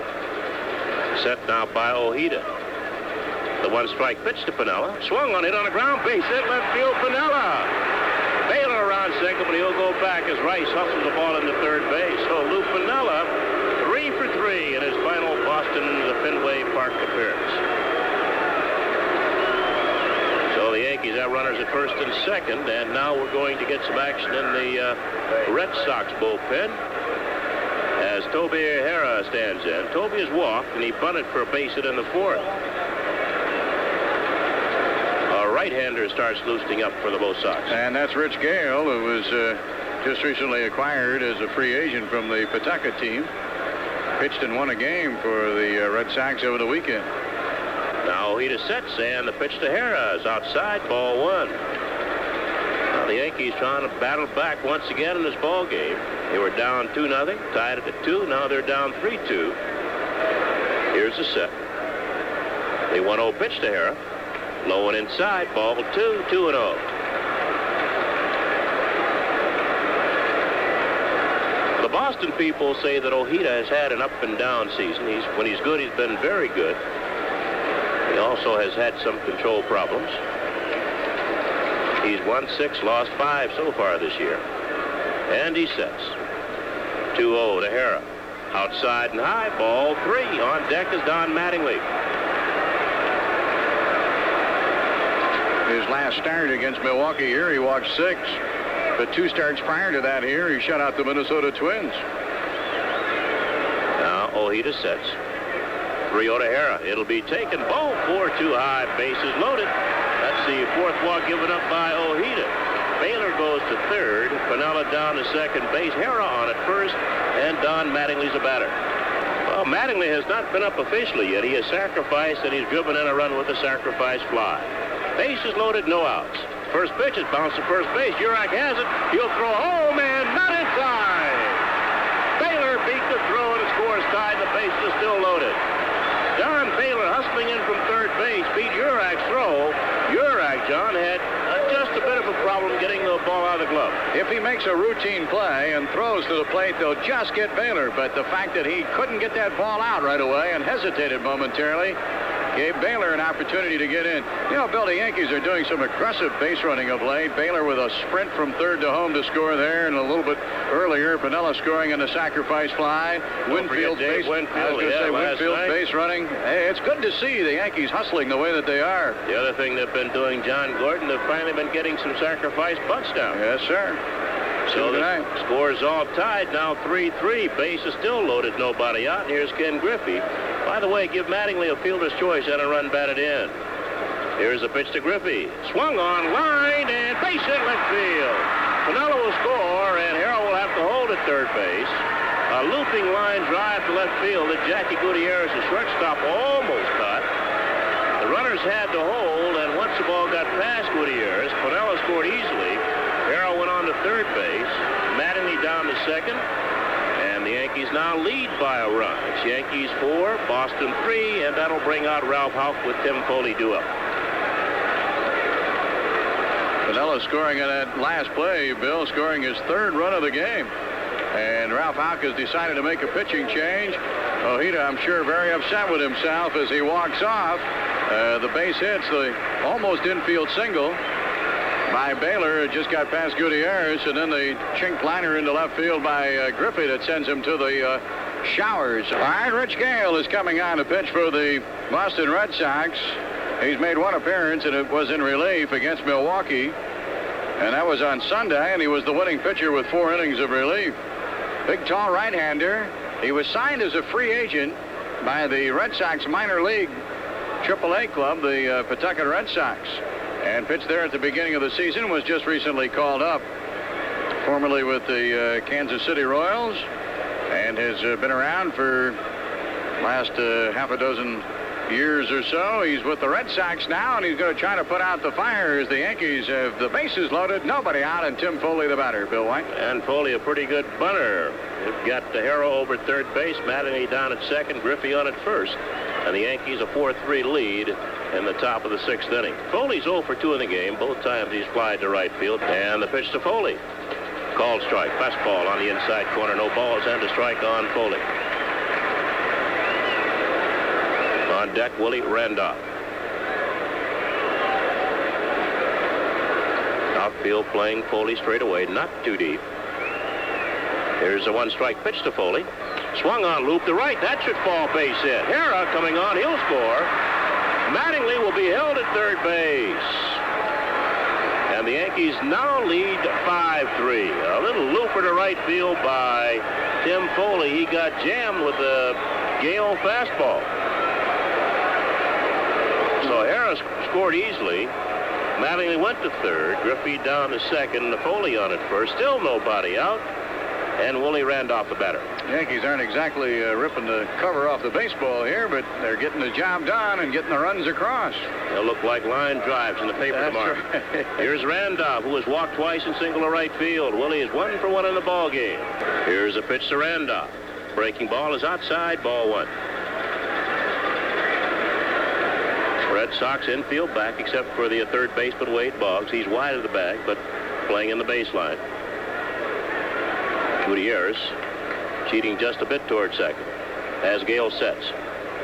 Checks the runners. 1-0 pitch to Randolph. Swung on, hit foul. That'll be on the roof down the right side and out of play. It's a ball and a strike on Randolph. Butch Weiniger on deck. Wind now blowing toward right field. It had been blowing toward left when the game started, but it has turned.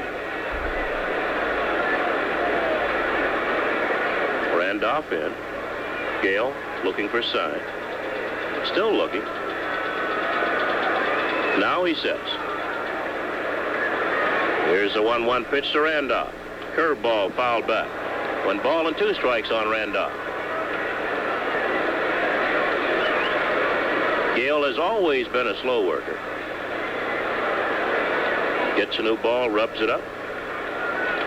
Baylor led off this inning with actually it was not an infield hit. They were over-shifted for him, and he just dribbled one up the middle that Gutierrez couldn't handle. Piniella also singled. Hera walked to load him up. Mattingly bounced to first base. Throw home was not in time. Baylor scoring. Griffey singled to left, scoring Piniella, and Foley singled to right, scored Hera. And the Yankees have taken a 5-3 lead. Pitch to Randolph, outside and high, 2-2.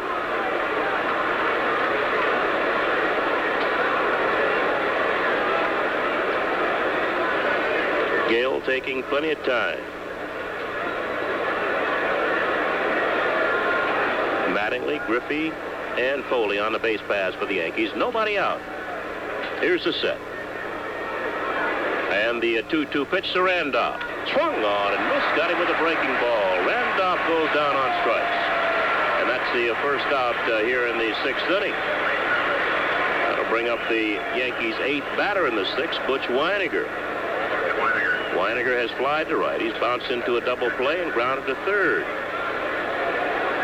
He has a 12-game hitting streak on the line. And the first pitch to Weiniger. It's low and away, ball 1. Mattingly faked the charging home. That might have thrown Gale's timing off a little bit, but he missed low and away. Dave Winfield is on deck. Now Dave goes back to the Yankee dugout. Looks like he wants another bat. Nope. He's back over there with some weights. Here's the 1-0 to pitch. Swung on, fouled straight down. Dave Winfield went back in the Yankee dugout.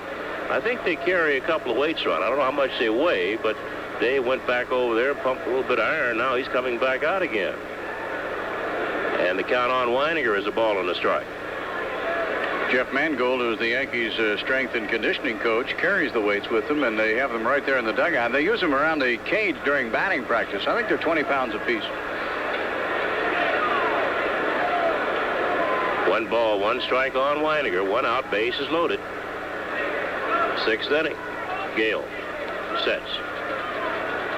1-1 pitch. Swung on, hit to left field. That'll fall, base hit. Mattingly will score. Griffey around third. He's waved home. Griffey will score. And the Yankees now lead 7-3. Butch Weiniger not only extending his hitting streak to 13 games, but driving in 2 more runs for the Yankees. Mattingly scored, Griffey scored, and Foley held second, John. And Weiniger really has been very productive out of that number 2 spot in the order. And, of course, it didn't make any difference. He was the number 2 man in the order in this at bat, but he just has done a real solid job up there. I think he feels very comfortable. He's been getting walks. He's been getting on base. He's been hitting well, and he's been driving in runs. An example of what he did right there. His 22nd and 23rd runs batted in this year. And here's Dave Winfield as the Yankees have now batted around here in the 6th inning. Winfield has popped to second. He has singled to right, and he's popped to the catcher. Runners lead off first and second.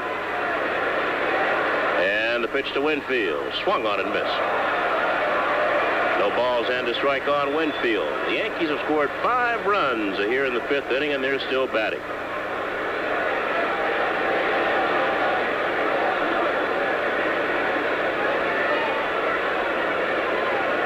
Winfield takes his time getting back in the box. Foley off second. Weiniger off first. And the 1-strike pitch to Winfield. Hit in the air, foul down the right side. That'll slide back into the seats. And it's 2 strikes on Winfield. Well, the line's now complete on Ojeda, who's out of the game. 5+ innings, 8 hits, 7 runs, all of them earned. He walked 4, and he didn't strike out anybody. Now Gail sets. Runners lead off first and second. The 2-strike pitch to Winfield. Swung on and missed. Winfield goes down on strike. Breaking ball down and away. There are 2 outs. Now Don Baylor will bat for the 2nd time here in the 7th inning. He led this in the 6th inning. He led this inning off with a single, and he scored the first run here in the 6th. Since then, the Yankees have scored 4 more. And they lead 7-3. Now Gail is ready for Baylor. And the pitch to the right-handed hitter. Swung on and popped up in shallow center field. Hamas coming on. He waits. Just a bit to his left. Makes a catch. That'll retire the side. But the Yankees have scored 5 runs on 5 base hits and leave 2 men on base. We're going to the bottom of the 6th. The Yankees 7, Boston 3. New York's Yankee Station, WABC. Well, the Yankees score 5 in the 6th, batting 10 men. And they now have a 7-3 lead. They've out-hit the Red Sox 10-8. And there's 1 error in the game charged to the Yankees, Willie Randolph. Bill? All right, John. Ed Urak, the first baseman, will lead off for the Bo Sox in the bottom half of the 6th inning. Urak playing first base. Bill Buckner was hurt a couple of games ago. Rick Miller played first base last night with a right-hander going for the Yankees, and Urak here tonight. He takes high, ball 1. Urak has bounced to short and doubled to left field. He's a right-handed hitter. He'll be followed by Marty Barrett and then Gary Allenson. Guidry's 1-0 pitch to Urak is high, ball 2. It's 2-0. Guidry has struck out 5, including Mike Eastler 3 straight times. And he has walked 2 so far in the game.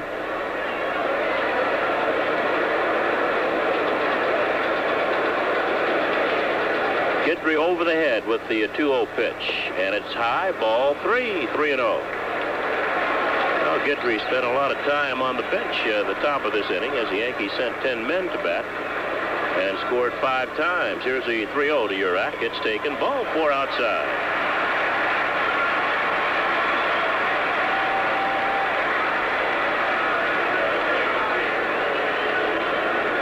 Marty Barrett, the second baseman. He has walked and flied to center.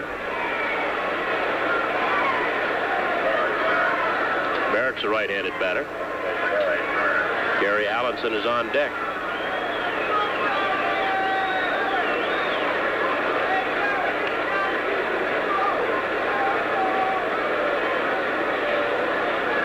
Now Guidry sets.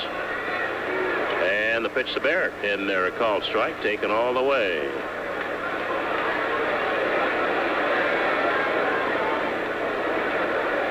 Yankee infield looking for 2. Hera at third. Foley the shortstop. Randolph at second.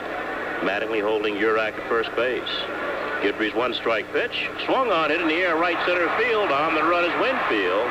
The ball tails back to Winfield, and he makes the catch in right center. Now he throws into first base behind Urak, but Urak is back easily. 1 away. And Gary Allenson is a batter. Allenson has struck out. He's popped up. He's 0 for 2 against Guidry. The Yankees will have some interesting starting pitchers in the upcoming Baltimore series, Bill. Bob Shirley's going to start tomorrow night. And then on Saturday afternoon, Jay Howell is scheduled to work. Both of them announced into the starting rotation for the Yankees. Now Guidry is ready. And the pitch hit on the ground to third. Harrah digs it out. Randolph, there's one. Back to first. They've got a double play on Gary Allenson. Around the horn. 5-4-3, and the side is retired. No runs, no hits, nobody left. At the end of 6, the Yankees lead Boston 7-3. On June 16th, People Express Airlines will begin daily service to Los Angeles for just $119 off peak, $149 peak, and $299 premium class, and absolutely no restrictions. And because there are no restrictions to talk about, People Express would like us to use the time that's left in this commercial to talk baseball. All right, Bill White, here's some baseball terms. Let's see how you do on them, okay? Start off with a black Betsy. You know what that is? Bat. Yes, sir. A big black bat that the power hitters use. Alvin Dark used it. How about up for a cup of coffee? Come up, go right back down. You can't hack it. Just for a hot cup of coffee. A cigar box, a matchbox, or a telephone booth? I don't know that. That's a small field. Like this maybe here at Fenway? Okay. All right. And a free ticket? Pass. Free pass. Walk. Base on balls. And how about a leather man? Guy can pick it, but can't hit it. You got it, Bill White. People Express Airlines, because we give you no restrictions, we can bring you more baseball talk. Well, we go to the top half of the 7th inning. Lou Piniella plays his final game as a Yankee Saturday afternoon when the Baltimore Orioles will be at Yankee Stadium for the second game of the 3-game series. Well, Rich Gail is still on the mound. The Yankees will bat Steve Kemp to start things here in the top half of the 7th inning, and Kemp is going to bat for Lou Piniella. So Lou's final game as a player at Fenway Park was certainly a good one, right, Bill? And he had to be really happy with the reception these fans gave him here, his first at-bat. It was announced over the PA system that this would be Piniella's last appearance here at Fenway Park in his career. And just about every fan here gave Piniella a standing ovation. And now Kemp batting for Piniella here in the 7th inning. He'll lead off against Rich Gail. Yankees lead 7-3 over Boston. The Red Sox won the first 2 games of this series. Yankees came back last night and won it 4-2, and they lead this one 7-3. This is the 7th game between these 2 teams this year. The Red Sox have won 4 of the first 6. As Kemp takes low and away, ball 1. Kemp, Toby Harrah, and then Don Mattingly for the Yankees here in the 7th inning. Gail pitching a little quicker now. Fastball bounced back up the middle. Barrett over behind second. He backhands, throws. They've got Kemp. 1 away. Marty Barrett. A lot of range out behind second base on that high chopper off the bat of Steve Kemp. Here's Toby Harrah. Harrah has walked twice in the ball game and bunted for a base hit. He was attempting to sacrifice in the 4th inning. Bunted off first base. The ball almost hit him. Ojeda thought the ball did hit Harrah. Didn't make a play at first. The umpire, Greg Kosk, right on top of the play. Oh, Harrah got a hit. And a strike here from Gail.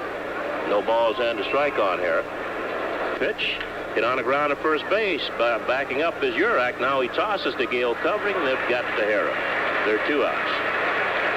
A 3-1 put out. Yurak waited on the ball and backed up to make sure he got the big hop and flipped to a Rich Gail for the put out. Don Mattingly has sacrificed twice. Well, he sacrificed once. Drove in a run with the sacrifice fly and then got a run batted in on a bounce out. So Mattingly now 37 runs batted in. Officially 0 for 1 in the ball game.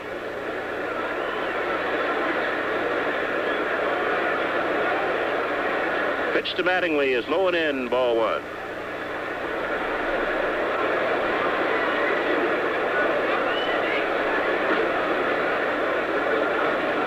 And Gail's next pitch is hit in the air left field. Plenty of room for Jim Rice. He comes in a couple of steps, makes a catch, and that'll retire the side. 3 up, 3 down for the Yankees.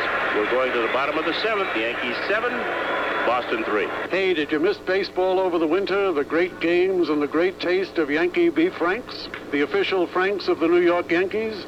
Now that's a great taste you can enjoy all year, because you can get Yankees beef franks at the local supermarket. That's right.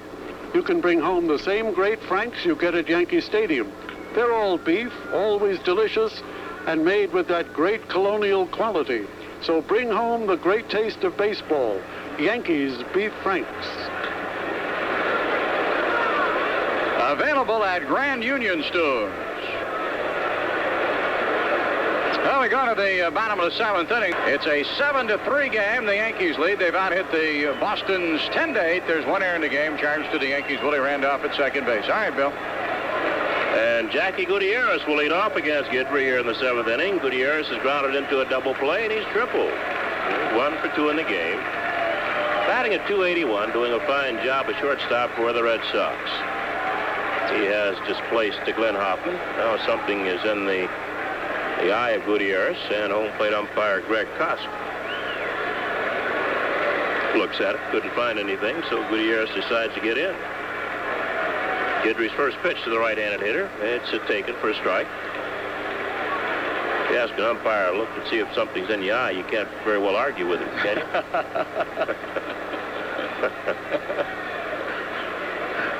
I think Gutierrez thought that ball might have been a little high. Here's a one-strike pitch. Swung on and missed. Good slider down and in. No balls, 2 strikes. Steve Kemp's playing in left field for Lou Piniella's out of the game. Piniella, by the way, going 3 for 3 tonight. Lifts his average to over 300 up to 321. Well, Lou will be retired Saturday. He'll have to wait 6 days before he can take over as first base coach, as Guidry misses high with the fastball. I think they feel that it'll be around June 25th before Piniella will be able to take over at first base. Roy White will go up in the front office as an assistant. Swing and a miss by Gutierrez. 6th strikeout for Guidry. 1 away in the 7th. Wright will assist Yankee general manager Clyde King. And we talked to Roy before the ball game, and he's very happy to move into the Yankee front office. Well, with 1 out, nobody on, Wade Boggs. Guidry started tonight, Bill, with 61 strikeouts, listed among the league leaders. He was 6th. He's now 5th with 67, ahead of Luis Leal. Delivery to Wade Boggs. Hit on the ground, right to second base. Randolph digs it out. Throws on the first. They've got Boggs for the second out. Swing and a miss by Dwight Evans. 2 outs, nobody on here in the 7th. The Yankees leading 7-3. And they count no balls and a strike on Evans. He's 1 for 2 in the game with a run batted in. Fastball gets the outside corner. 2 strikes on Evans. On deck is Jim Rice. Guidry working quickly. The 2-strike pitch. Swung on it in the air, deep left. That's trouble. That ball will be out of here. Over the screen, on top of the screen. Now it bounces back in. Dwight Evans has just hit his 12th home run of the year. Yankees now lead 7-4. Guidry was ahead of the count. No balls, 2 strikes. And Evans hit the ball high off the screen in left field for his 12th home run of the year. And the Yankee lead has been cut to 3. And here's Jim Rice. That's the 9th home run that Guidry has given up this year. He's the leader in that department among the Yankee pitchers, but he's really done a good job in the last month or so. He hasn't given up as many as he gave up in the early goings. Rice is single and double in 2 trips, and he singles here to right field. And he'll hold at first base. That'll bring on Tony Armand. So Jim Rice, after the towering home run by Dwight Evans, jumps on Guidry's first pitch and singles into right center field.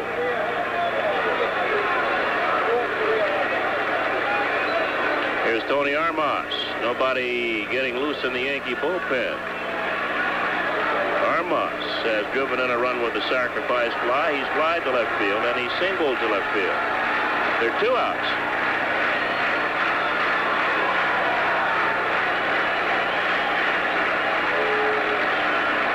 Guidry sets. Now there's some action in the Yankee bullpen.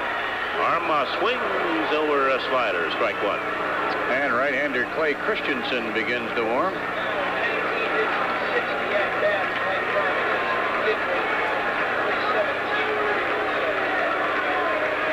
Evans has hit Guidry fairly well over his career. 317. That was his 4th career home run off Guidry.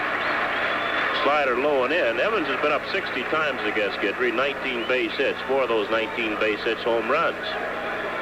Well, he bats 317 against the Yankee left-hander. How do you figure he hits well against Guidry but doesn't hit well against Righetti? I don't know.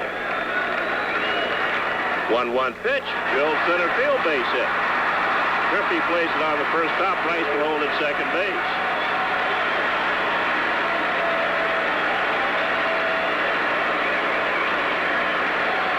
Evans had that big home run off of Righetti the other night to win the game. I think it was only his 4th hit career and first home run ever against Righetti. They're different style pitchers, but still, it's funny that he would have a good batting average against Guidry and not a good one against Righetti. Oh, the tying run now at the plate. That's Mike Eastler, and Eastler has struck out all 3 times against Guidry. Guidry struck him out on the first, got him again on the 4th, and again on the 5th. Now time is called. Jeff Corbohr is walking out to the mound. Now Eastler stands in. Well, except for last night's game, which, although it was exciting, these teams have provided a lot of fireworks through these 4 games. A lot of base hits and a lot of run scores. Pitch, swung on, base hit left center field. Rice will score. They're going to wave Hamas on. The throw home is going to be out at home plate. Hamas let down. Fine throw by Tim Foley on a relay from Ken Griffey. 1 run does score. Give Eastler a double and a run batted in. And we'll recap it next inning. At the end of 7, the Yankees 7, Boston 5. Hello there. Hi, I come to this bar often. Almost every night. I'm a Capricorn. What are you? I'm a waitress. What'll it be? Oh, well, I'll have a light beer. Oh, look, can you see the bartender, Mondo Charlie, behind the bar? Boy, he's big. Right, and he prefers to serve his customers Bud Light, because it's got a taste all its own. One Bud Light, then. Ask for Bud Light, the less filling light beer with a first name and taste. Waitress on a break. Want another beer? Yes, sir, Mr. Mondo. What kind? You kidding? Bud Light. Anheuser-Busch, St. Louis, Missouri. Here's the rundown on that inning. The Red Sox scored 2 runs on 4 hits, and they left a man on base. Give Mike Eastler a double and a run batted in, so his hitting streak is now 19 straight games. They put out on Armas, and a fine play by the Yankees on the relay. Griffey got the ball to Foley, and Foley threw a strike to Weiniger, and they just nipped Armas before he scored. And that was a big play in that 7th inning, so the Yankees go into the 8th, leading by a score of 7-5. And here to tell you about it, Phil Rizzuto. All right, William, and Griffey takes a fastball high from Rich Gail, ball 1. Griffey hit a sacrifice fly to left. Fine play by Jim Rice. Then Rice robbed him of an extra base hit in the 4th inning, and he singled to left. The driving run bounces this to second. Barrett has it over to first, 1 man out. Ticket World provides you with the best seats available at outlets throughout the tri-state area, including TSS Seidman's locations. To order by phone or locate your nearest Ticket World outlet, call 212-888-9000. All right, and here's Tim Foley. Foley had a big hit in the ball game, a single, a drive, and a run, and later scored. Gail winds, and the pitch is a line drive to right field. Evans coming on and makes the running catch.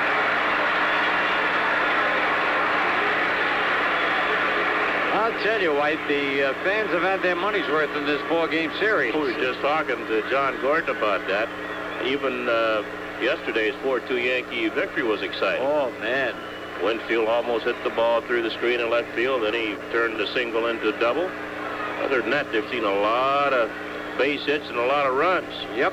Willie Randolph started a bunt, takes the bat back, and it's ball 1. Tell you, Willie is really hanging in there with that bad left shoulder and all. You can see the pain he's in. He has walked twice, singled, stolen the base, and struck out. And the pitch by Gail. Bouncer back through the middle, but Gutierrez comes in, one-hands it, and flips him out. Exciting young ball player, Jackie Gutierrez.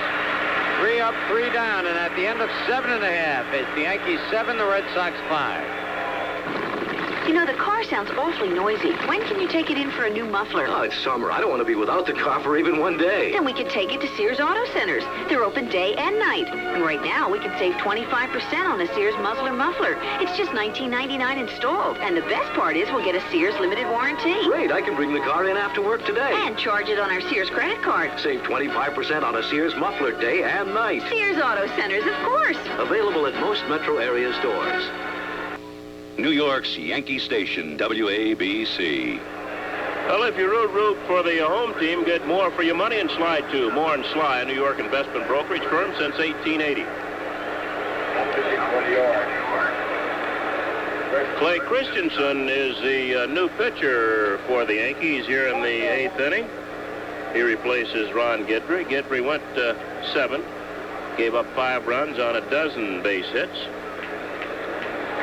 He walked 3, struck out 6. So Christensen will be pitching to Rick Miller, who will bat for Ed Urak here in the 8th inning. And during this inning, the Yankee scoreboard will be brought to you by Members Only. If you're ready for a change, you're ready for Members Only. Outerwear and sportswear is comfortable and easy, as it is dramatically different. Get to know Members Only at fine stores everywhere. And while we wait for Miller, we'll quickly take you through the scores. The final, Milwaukee over Baltimore 3-2. Oakland edged Cleveland 7-6. Seattle beat Kansas City 4-1. And at the end of 6, it's Texas and Minnesota tied 2-2. In the National League, the Mets and the Cards, no score after 5. San Francisco beat San Diego 5-2. Philadelphia over Chicago 11-2. Montreal and Pittsburgh tied 1-1 after 7 1/2. Atlanta leading Cincinnati 3-0. And Houston leading, that's after 8. And Houston leading the Dodgers 3-0 after 5. Yankee scoreboard brought to you by Members Only. And here's the number 1 member, Phil Rizzuto. All right. Bill White and Rick Miller. Fouls the first pitch off outside of third, strike 1. Miller batting .267, no homers, 6 RBIs. One of the top pinch hitters in the league, and checking his bat. Doesn't know whether he split it or not. Checking the handle very thoroughly. If there's the slightest split, he's going to go back and get another one. He's not quite sure, but he's going to get another bat. Better to be safe than sorry. Now, where did I hear that before? What great... He wasn't a poet. Oh, Bob Horvath said that. That's where I heard it. Meanwhile, Christensen starts loosening up. This has been an exciting series. I'll tell you, loaded with thrills.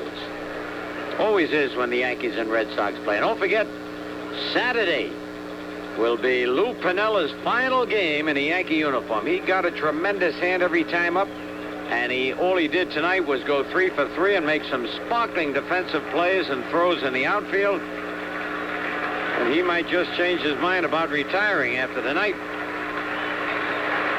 All right, Miller has a new bat. Christensen winds, and the pitch is fouled back off the screen, strike 2. Tim Foley playing way in the hole as though Miller is a right-handed pull hitter at shortstop. And a big gap in right center field and down the right field line for Miller. He will only pull occasionally on an off-speed pitch inside. On deck, Marty Barrett. And the pitch low and away. 1 ball, 2 strikes.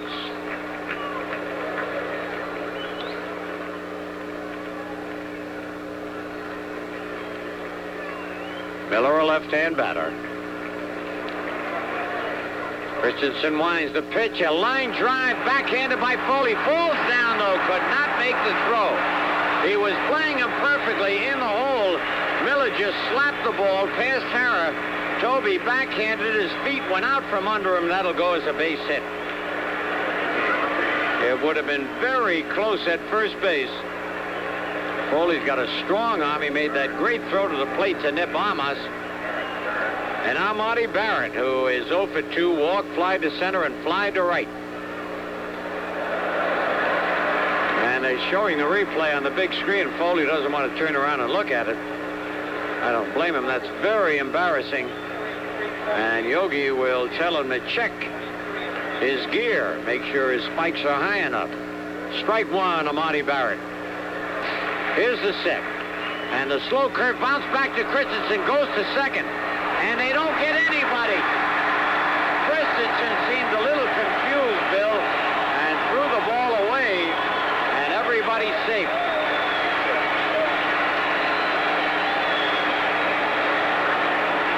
Fielder's choice and an error charged to Christensen. I don't know what happened, whether he forgot about the... I don't know. Normally, with a man on first base, he will turn around and ask Randolph or Foley which one wants to cover first base. He turned. Foley was covering. Randolph was standing to the first base side. He threw to Randolph.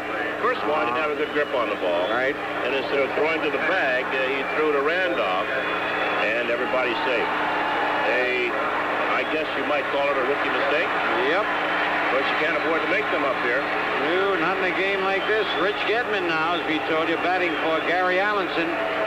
Gedman hitting .262, 9 homers and 27 RBIs.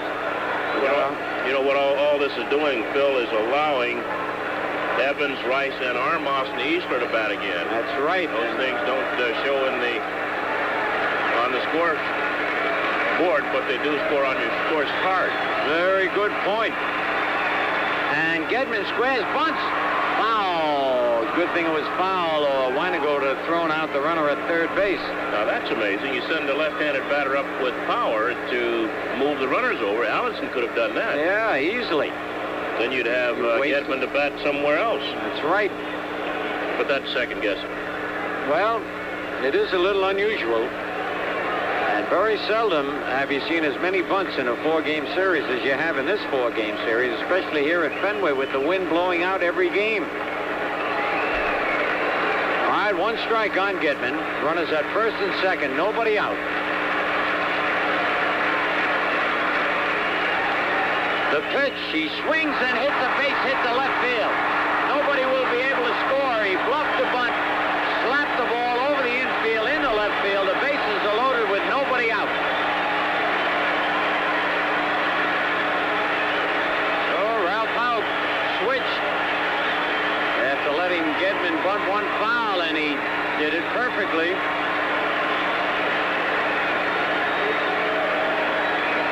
And let's see, Jackie Gutierrez is looking into the dugout.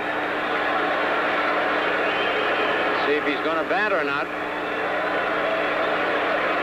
He's coming out to home plate. Youngster has hit into a double play, tripled, and struck out. Yanks lead 7-5, but the Red Sox have the bases loaded, nobody out in the bottom of the 8th. All right, Christensen pitching from the stretch position. And the pitch to Gutierrez, loops one into shallow center field. Griffey coming, can't get it. The throw to second. Oh, and Randolph missed the ball. And another run's going to score. The ball game's tied up. Holy cow, they had a forced play at second, and the ball went off Randolph's glove. 2 dying quail base hits. As a matter of fact, 3 of them in the inning. And the Red Sox have tied it up 7-7. And here comes Yogi. You talk about frustration, Bill White. Yogi has felt it in this series. Well, it's all on the bullpen, Phil. This series, the bullpen has not been able to do the job and hold the Red Sox in late innings. And here, of course, a mistake made by a youngster. On a throw to second base. Could have been a double play ball. Instead of getting the double play and possibly getting out of the inning, the Red Sox have tied it. They have to go ahead run at third base. And there still are no outs here in the bottom of the 8th. Yogi's made the sign, so there's a break in the action here in the bottom half of the 8th inning with the score as Fontenot comes on. The score, Yankees 7, Boston 7. Now, Ray Fontenot, Scooter, will be pitching now to Wade Boggs. All right, Boggs is 2 for 4 tonight. And he is a tough out. There is nobody out in the inning. First and third for the Red Sox. A 7-7 ball game. Red Sox have 15 hits. Yankees have 10.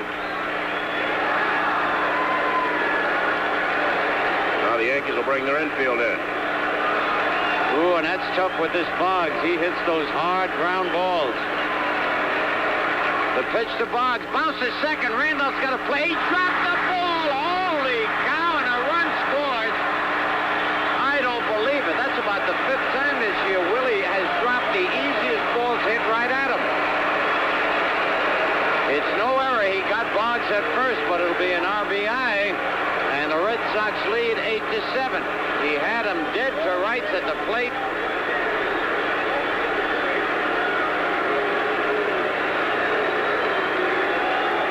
On that play, Gutierrez went to second base.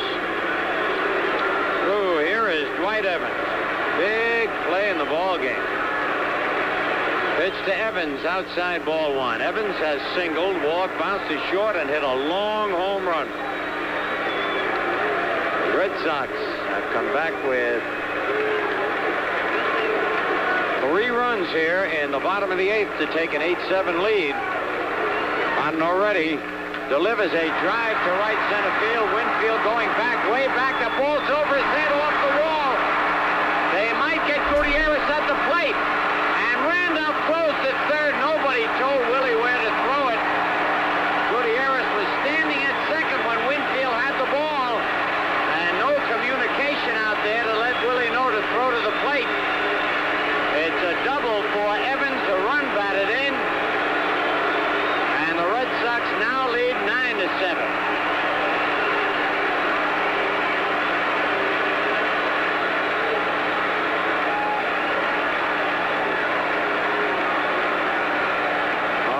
I tell you, everything has happened this inning.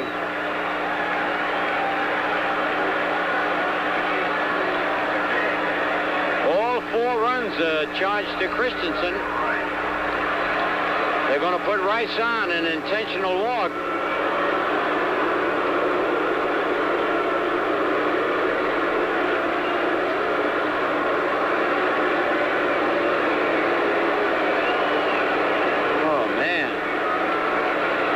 At one time were leading 7-3. They now trail 9-7. But the Yankees have another big inning left, and they got Weiniger, Winfield, Baylor due to come up. And 9th innings have been very explosive in this ballpark in this series. All right, Tony Hamas will be the batter. Rice now is 3 for 4 on the night, a double, 2 singles, struck out once and walked. Hamas is 2 for 3 with a sacrifice fly, 2 singles and a fly to left. The kick and the pitch bounces. It's a wild pitch and both runners advance. He bounced that one about 3 feet in front of home plate. Well, what else can happen in this inning, Mike? Anything we haven't seen? I have no comment. Unbelievable, this inning. Yankees had... This might be the worst inning of baseball that we've seen over 14 years. It really is. Murphy's Law, right? All right, here's the set. Runners at second and third. The pitch. Bouncer, base hit. 1 run scores. They're waving Rice in. Tim Stroh comes into second, and Rice scores, and the Red Sox lead 11-7.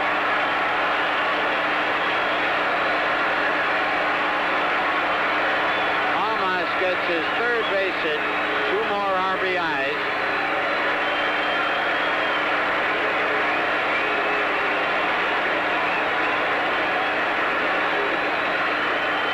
Well, with the infield in that time, Hamas just hit a high bouncer by Foley in the left center. Rice had gone all the way back to second, thinking Foley was going to catch the ball. And here's Mike Eastler, the 9th man to bat in the inning. Eastler had struck out 3 times off Guidry and then double to left center field. Well, the Red Sox fans have seen enough of this. They're leaving. That's unusual. That is unusual. All right, still only 1 man out. Pitch to Eastler is a strike call. Eastler has increased his hitting streak to 18 in a row with that double.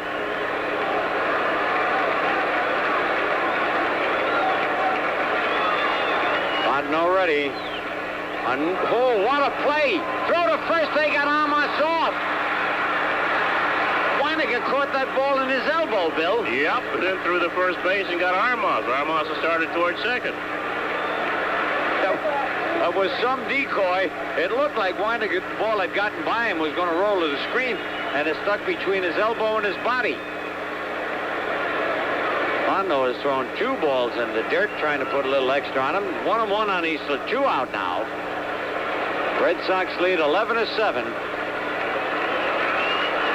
And the pitch is a fly ball to left center field. Over there is Griffey, and he makes the catch. 9 men come to the plate. 6 runs are scored. And at the end of 8, it's the Red Sox 11 and the Yankees 7. Dad, the baseball game was last week. No one cares anymore. But I was safe. You were out. My dad says he got a picture of it. You'll see I was safe. Catch baseball's great moments with Color VR 400 color print film. It can stop sports heroes in their tracks. Okay, here's the picture. Were you safe? Look, let's be mature about this. It's not who wins or loses. It's how you play the game. You were out.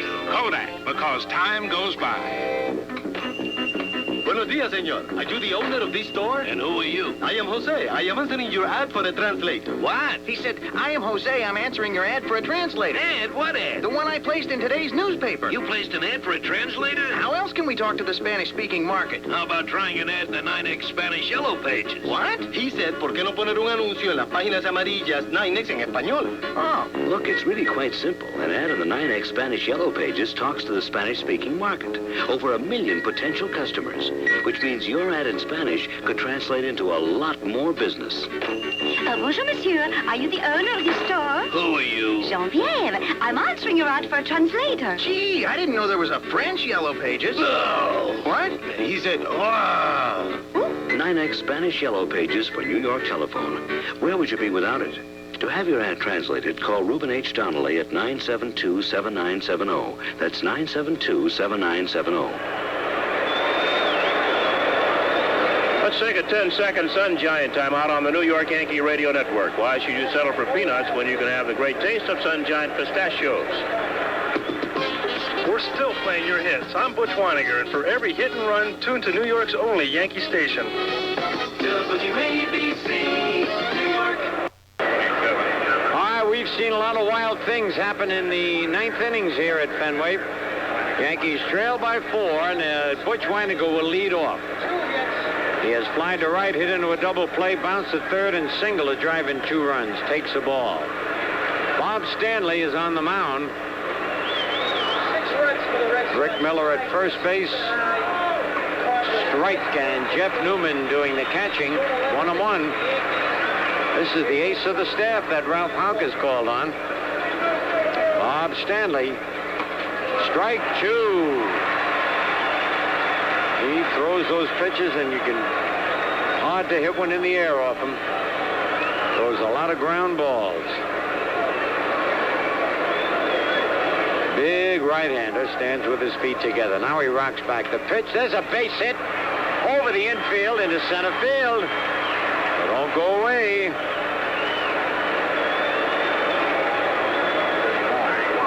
The 11th hit for the Yankees, and here's Winfield.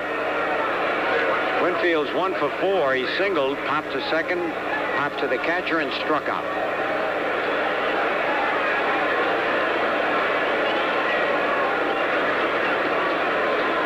On deck, Don Baylor. Stretch by Stanley. Base hit to left field. Oh, holy cow. This could be the start of something big again. First and second for the Yankees. Nobody out. And now Don Baylor. Baylor's 1 for 4. He has a base hit.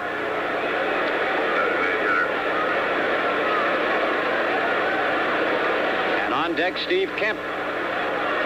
A left-hander and a right-hander loosening up for the Red Sox. And another base hit. And they better hold Weiniger up. The bases are loaded. That'll bring the potential tying run to the plate. Have you ever seen anything like this? Ralph Houck brings his ace relief pitcher in. They get 3 consecutive base hits off him. Well, the left-hander is John Henry Johnson, and the right-hander looks like Steve Crawford. All right, Steve Kemp came on to bat for Piniella in the 7th inning and bounced to second. Sweet Lou, all he did was get 3 base hits, 2 singles, a double, scored 3 times, and sparkled defensively in the outfield. And he'll be playing his final game in a Yankee uniform on Saturday. Unless, I was just going to say, unless he changes his mind. He's got a right to. The pitch to Kemp, and a ground ball in the hole. Barrett grabs it.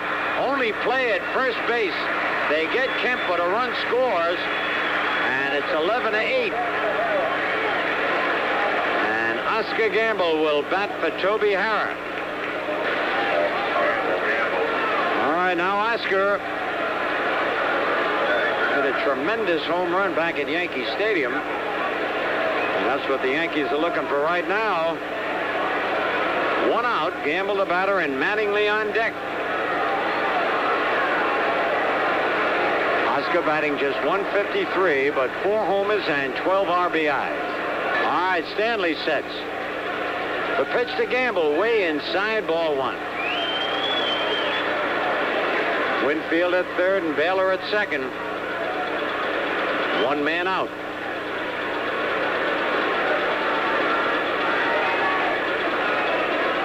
Stanley comes set.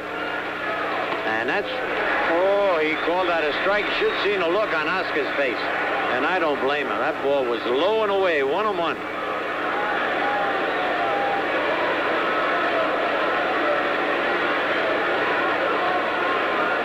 All right, Oscar gets back in.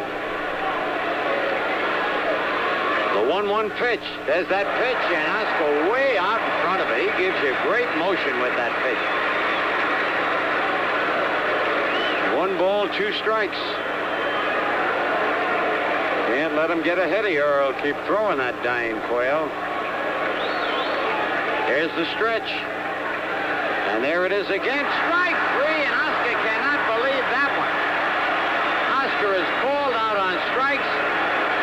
Ball really did dip, and Oscar's out of the ball game. Big strikeout for Stanley. Gene Michael comes over to get Oscar out of the way. Oscar was called out and thrown out. This crew has got the quick thumb, I'll tell you. And he keeps following the ball players. And the umpire's job is to get behind the plate and keep the game going. Not anymore. No. So Gamble is gone, and now Don Mattingly, the last Yankee hope. 2 out, 2 on, and the Yankees trail 11-8.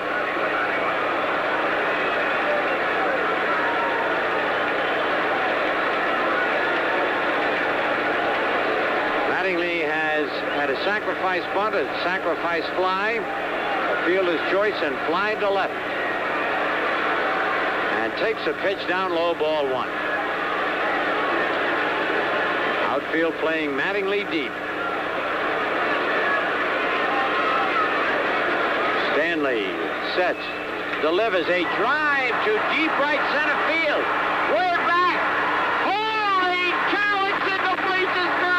A 3-run over, and we got a tie ball game. I don't believe it, White. I just don't believe it. Well, you know what? What? When they brought Stanley in, you and I both said, why, with a 4-run lead, should you bring in your best relief pitcher? But the Yankees have roughed up Stanley here. Holy cow. 5 RBIs for Mattingly on the night, and we got a tie ball game again. That's Mattingly's 10th home run, and he now has 40 runs batted in. Griffey, check swing foul. Back in the crowd, strike 1. Well, Mattingly wasn't going to let Stanley get ahead of him and throw that lollipop pitch or whatever it is he's throwing out there. He hit that fastball 9 miles over the Red Sox bullpen. 1-1.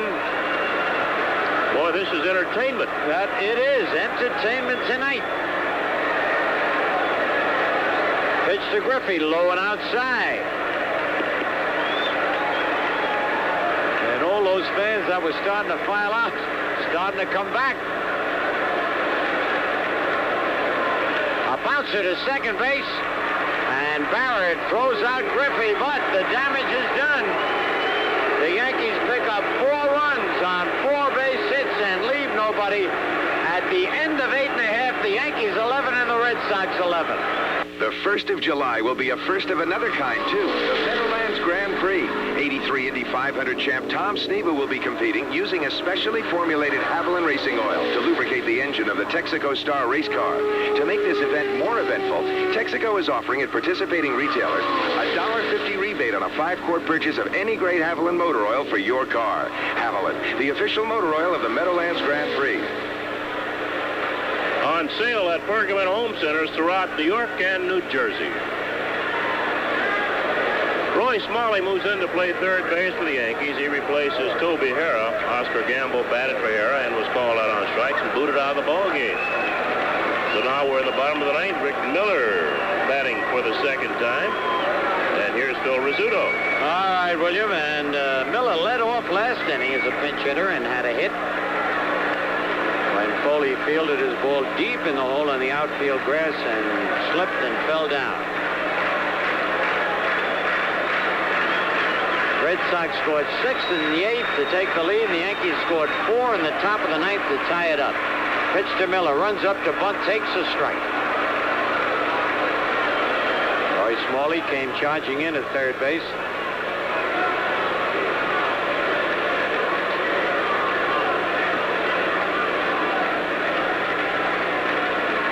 Greatest value for the dollar you can get watching baseball. And he was going to run up and bunt again. He did bunt, said the third base umpire. Miller can't believe that one. Look at him. He said, I pulled the bat back. They all ought to be in Hollywood.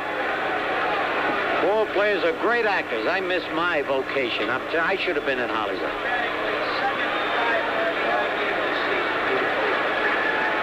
What are you going to play? I could play the same roles Al Pacino and Dustin Hoffman and Robert Redford are playing. Fontenot ahead, 0-2. We're in the bottom of the 9th. And the pitch just a little bit low, ball 1.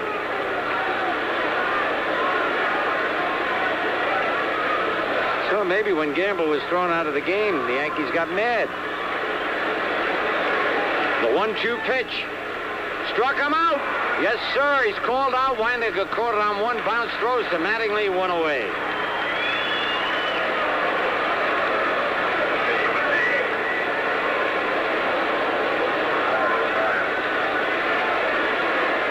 You play Marlon Brando's part. No. Yeah, that's right. I could talk like Marlon. Godfather, the Godfather. Oh. Ah, White, that's dangerous there. The pitch to Barrett. Strike 1 call. I'd have to be allowed to pick my leading ladies, though. No tall jobs. All those little bitty ones. Oh, you can do that with camera angles. I know. I don't like that, though. He's got to stand on the box once in a while. Ground ball to second base. Randolph up with it. Over to Mattingly. 2 men out. 22 runs scored in the game. 31 hits. And 3 errors all by the Yankees. 3 errors of commission. Oh, that's right. Jeff Newman is the batter. He'll be up for the first time in this ball game. And takes the ball outside. Fontenot's got to be careful. Newman, a big right-hand batter. And the pitch outside, ball 2.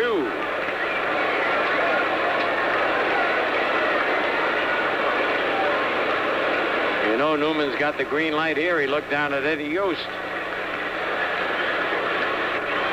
The 2-0 pitch, high and outside, ball 3. He's being very careful. On deck is Jackie Gutierrez.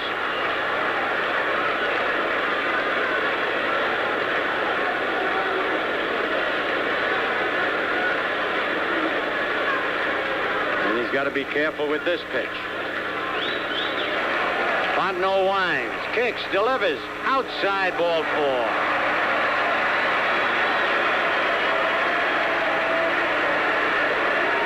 second walk given up by Fontenot. The other was intentional. And now Jackie Gutierrez, who is hit into a double play, triple, struck out, and singled. He has scored twice and driven in a run. Hyde Newman not a threat to run at first. Fontenot kicks, delivers, and the pitch is popped up. Shallow right field coming on Winfield. And Winfield makes the catch. And we go into extra innings. Nothing across. A man left. At the end of 9, it's the Yankees 11 and the Red Sox 11. As a serious business person, you can't afford to waste your time talking to people who are... Just looking. Just looking. Just looking. Just looking. Just looking. On the contrary, what you want is people who are ready to buy, right? Fill her up, mister? Just looking. Just looking. Just looking. For gas? Just looking. Fortunately, there's a foolproof way for any business to attract serious customers. The 9X Yellow Pages. 4 out of 5 people who pick it up are ready to buy. They're not. Just looking. Just looking. Just looking. Just looking. Just looking. Think about it.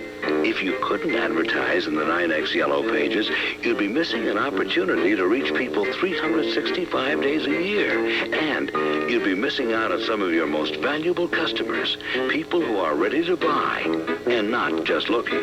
May I take your order, madam? Sorry, just looking. Just looking. Just looking. Just looking. Uh-huh, just looking. 9X Yellow Pages for New York telephone. Where would you be without it? New York's Yankee station, WABC. All right, we go into the top of the 10th inning, and Tim Foley fouls the first pitch off, strike 1. It's been an unbelievable ball game, an unforgettable 4-game series. Everyone has gone down till just about the final out in the 9th inning.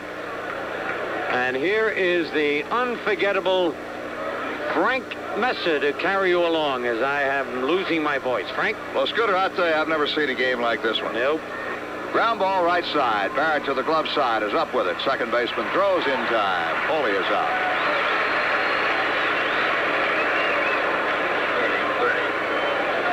That'll bring out the top of the order, Willie Randolph. Randolph tonight has gone 1 for 3. He's walked twice. He's stolen a base. Well, Bobby Mercer joins me over here. Bobby and I were over on television during the wild bottom half of the 8th and top half of the 9th. I just can't believe what I'm seeing. Randolph hits one deep left field, and that one is gone. Home run for Randolph. Well, I tell you, Bobby, you might know that somebody who doesn't hit home runs would hit one.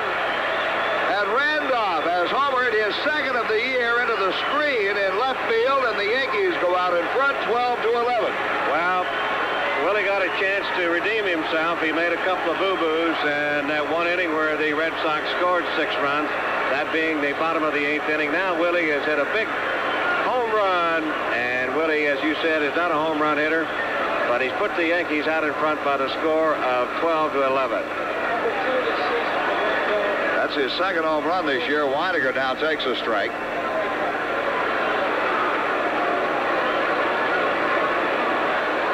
Swung on, bounced back over the mound. To his right this time, Barrett. Tricky hop, he's got it, throws to first, and Weiniger is out.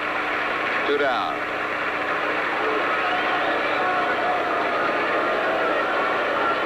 The Yankees are leading 12-11. 31. Imagine anybody, Bobby, taking a little nap back about the 7th or 8th inning of this ball game and just waking up and hearing that 12-11. Well, I've seen it happen many, many a times here at Fenway, and I've been a part of them. On both sides. On both sides. Wins and losses. And now Winfield. Dave tonight is 2 for 5.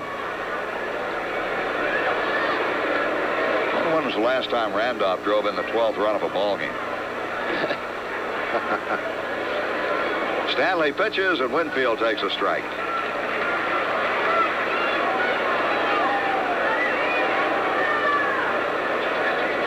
Last time Stanley gave up 5 runs in 2 innings. I don't have any idea. Bouncing ball to third. Nice play by Boggs. Long throw, and he's out. But the Yankees have taken the lead on Randolph's home run. And at the end of 9.5 innings, it's the Yankees 12 and the Red Sox 11. When the game goes into extra innings, everybody gets more for their money. Moore and Schley Investment Brokers, 212-483-1800. Righetti comes on to pitch. His third game in a row. Righetti has at one stretch this year, pitched in 4 straight games, and he gets a quick strike on Wade Boggs, leading off the bottom half of the 10th. Dave Righetti. Righetti lost night before last, got a save last night for Niekro. He pitches, and a foul is pumped to the roof off the left side. No balls and 2 strikes on Boggs. Ray Fontenot went 2 innings, gave up 2 runs, 2 hits, walked 2, struck out 1, and threw a wild pitch.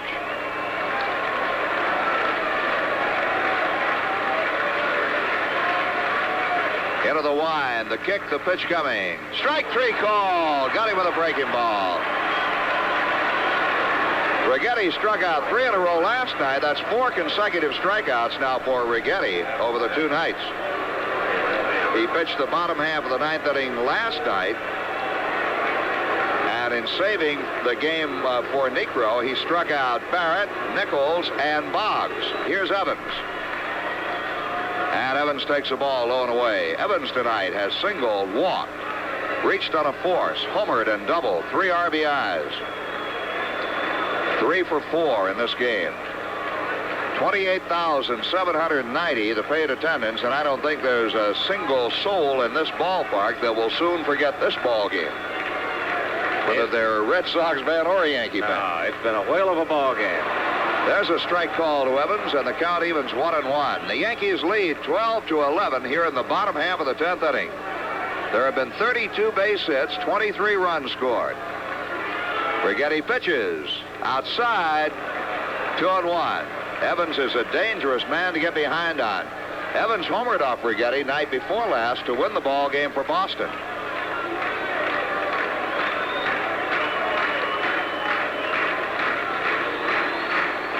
One out, nobody on. Righetti winds, and the pitch to Evans. In the dirt, gets away from Weiniger. Butch runs it down to keep it in the ball game. Very often a pitcher will get a baseball that just feels good to him. His catcher will run all over the place on wild pitches or foul balls around the plate to keep it in the game. Right. 3-1, though, the count, the pitch. And he walked him with a low fastball. And the Red Sox have the tying run on base. And the winning run coming to the plate in Jim Rice. And Rice tonight is 3 for 4. 2 singles, a double, a strikeout, and walked intentionally.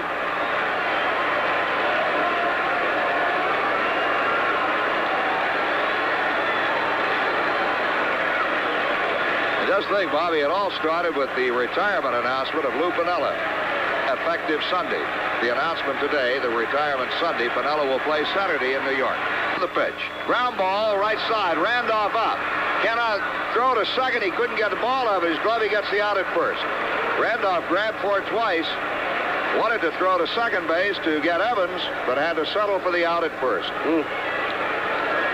That could be a big play because now Evans is in scoring position. Willie, the ball was hit pretty hard to Willie at second base. It looked like that he was going to at least have a forced play, possibly a double play if he could have got the ball over to Foley. But he couldn't get the ball out of the glove, and he hesitated momentarily. And then there was no chance for the forced play at second base, and he had to make the sure out at first. Willie has had trouble with the glove tonight, but with the bat, he has given the Yankees a 12-11 lead with a home run in the top of the 10th. Yogi made a quick trip to the mound to talk to Righetti. They're talking, I'm sure, about Armas. Now, Armas, a right-hander. They're going to walk him. Now, this is going against the book, but I tell you, I can believe in it. Walking Armas, you put the winning run on base, but you got the left hand hitting Eastler up behind him, Bobby. What do you think? Well, you got the leading home run leader in Armas, 15, and at Fenway with the left field porch. I see nothing wrong with it in putting like you say, you go against the books of all baseball by putting the winning run on base, but I got to go along with it, and I would do the same thing to pitch to the left-handed hitter, Mike Eastler, who only has, well, he has 10 home runs, but it's a lot harder to hit the ball out of here in right field than it is left field. It's Yogi's decision. He went to the mound. He said, put Hamas on, pitch to Eastler, and here we go. 2 outs, 2 on. Here's the pitch. And just missed. Ball 1. Well, Guidry struck Eastler out 3 times, and then he finally got a base hit off of Christensen. And then Fontenot got Eastler to fly out to center field the last time up. He fouls one straight back over the roof over our heads. Eastler has the longest consecutive game hitting streak in the American League this year. He has now hit in 19 games in a row. He extended it with a single in the 7th inning and drove in one run number 5 for Boston. The Yankees lead 12-11. We're in the 10th. A 1-1 count. Here's the pitch. Swing and a miss. Strike 2. A ball and 2 strikes. I mean, Rags really had some giddy up on that fastball. That had to be somewhere in the 90s. I mean, he just reared back and threw a blazer in there, and it was up and out of the strike zone, and Eastler was trying to get on top of it, but he missed it by a mile. Now the set, and the pitch. Struck him out, and the ball game is over, and what a comeback win for the New York Yankees. They gave, then they took back. They gave it away in the 8th and got life in the 9th when Mattingly hit a 3-run homer to tie it up, and Randolph homers in the 10th inning to win it, 12-11. A ball game, Bobby Mercer, that none of us will soon forget. The line score tonight, the Yankees 12 runs on 15 hits, 3 errors. The Red Sox 11 runs on 17 hits, no errors. The winning pitcher becomes Ray Fontenot, his record now 2-5. Bob Stanley becomes the loser, his record now 1-5. And Mattingly hit that 3-run homer, and Stanley is not an easy guy to hit home runs off of. Righetti gets his 9th save, and I don't think we were really going to see Righetti in the ball game until the Yankees got out ahead here in the extra innings. But Righetti come in and shut the Red Sox down, striking out Eastler to end the ball game. His 9th save of the year. Randolph gets the game-winning RBI, his 2nd of the year.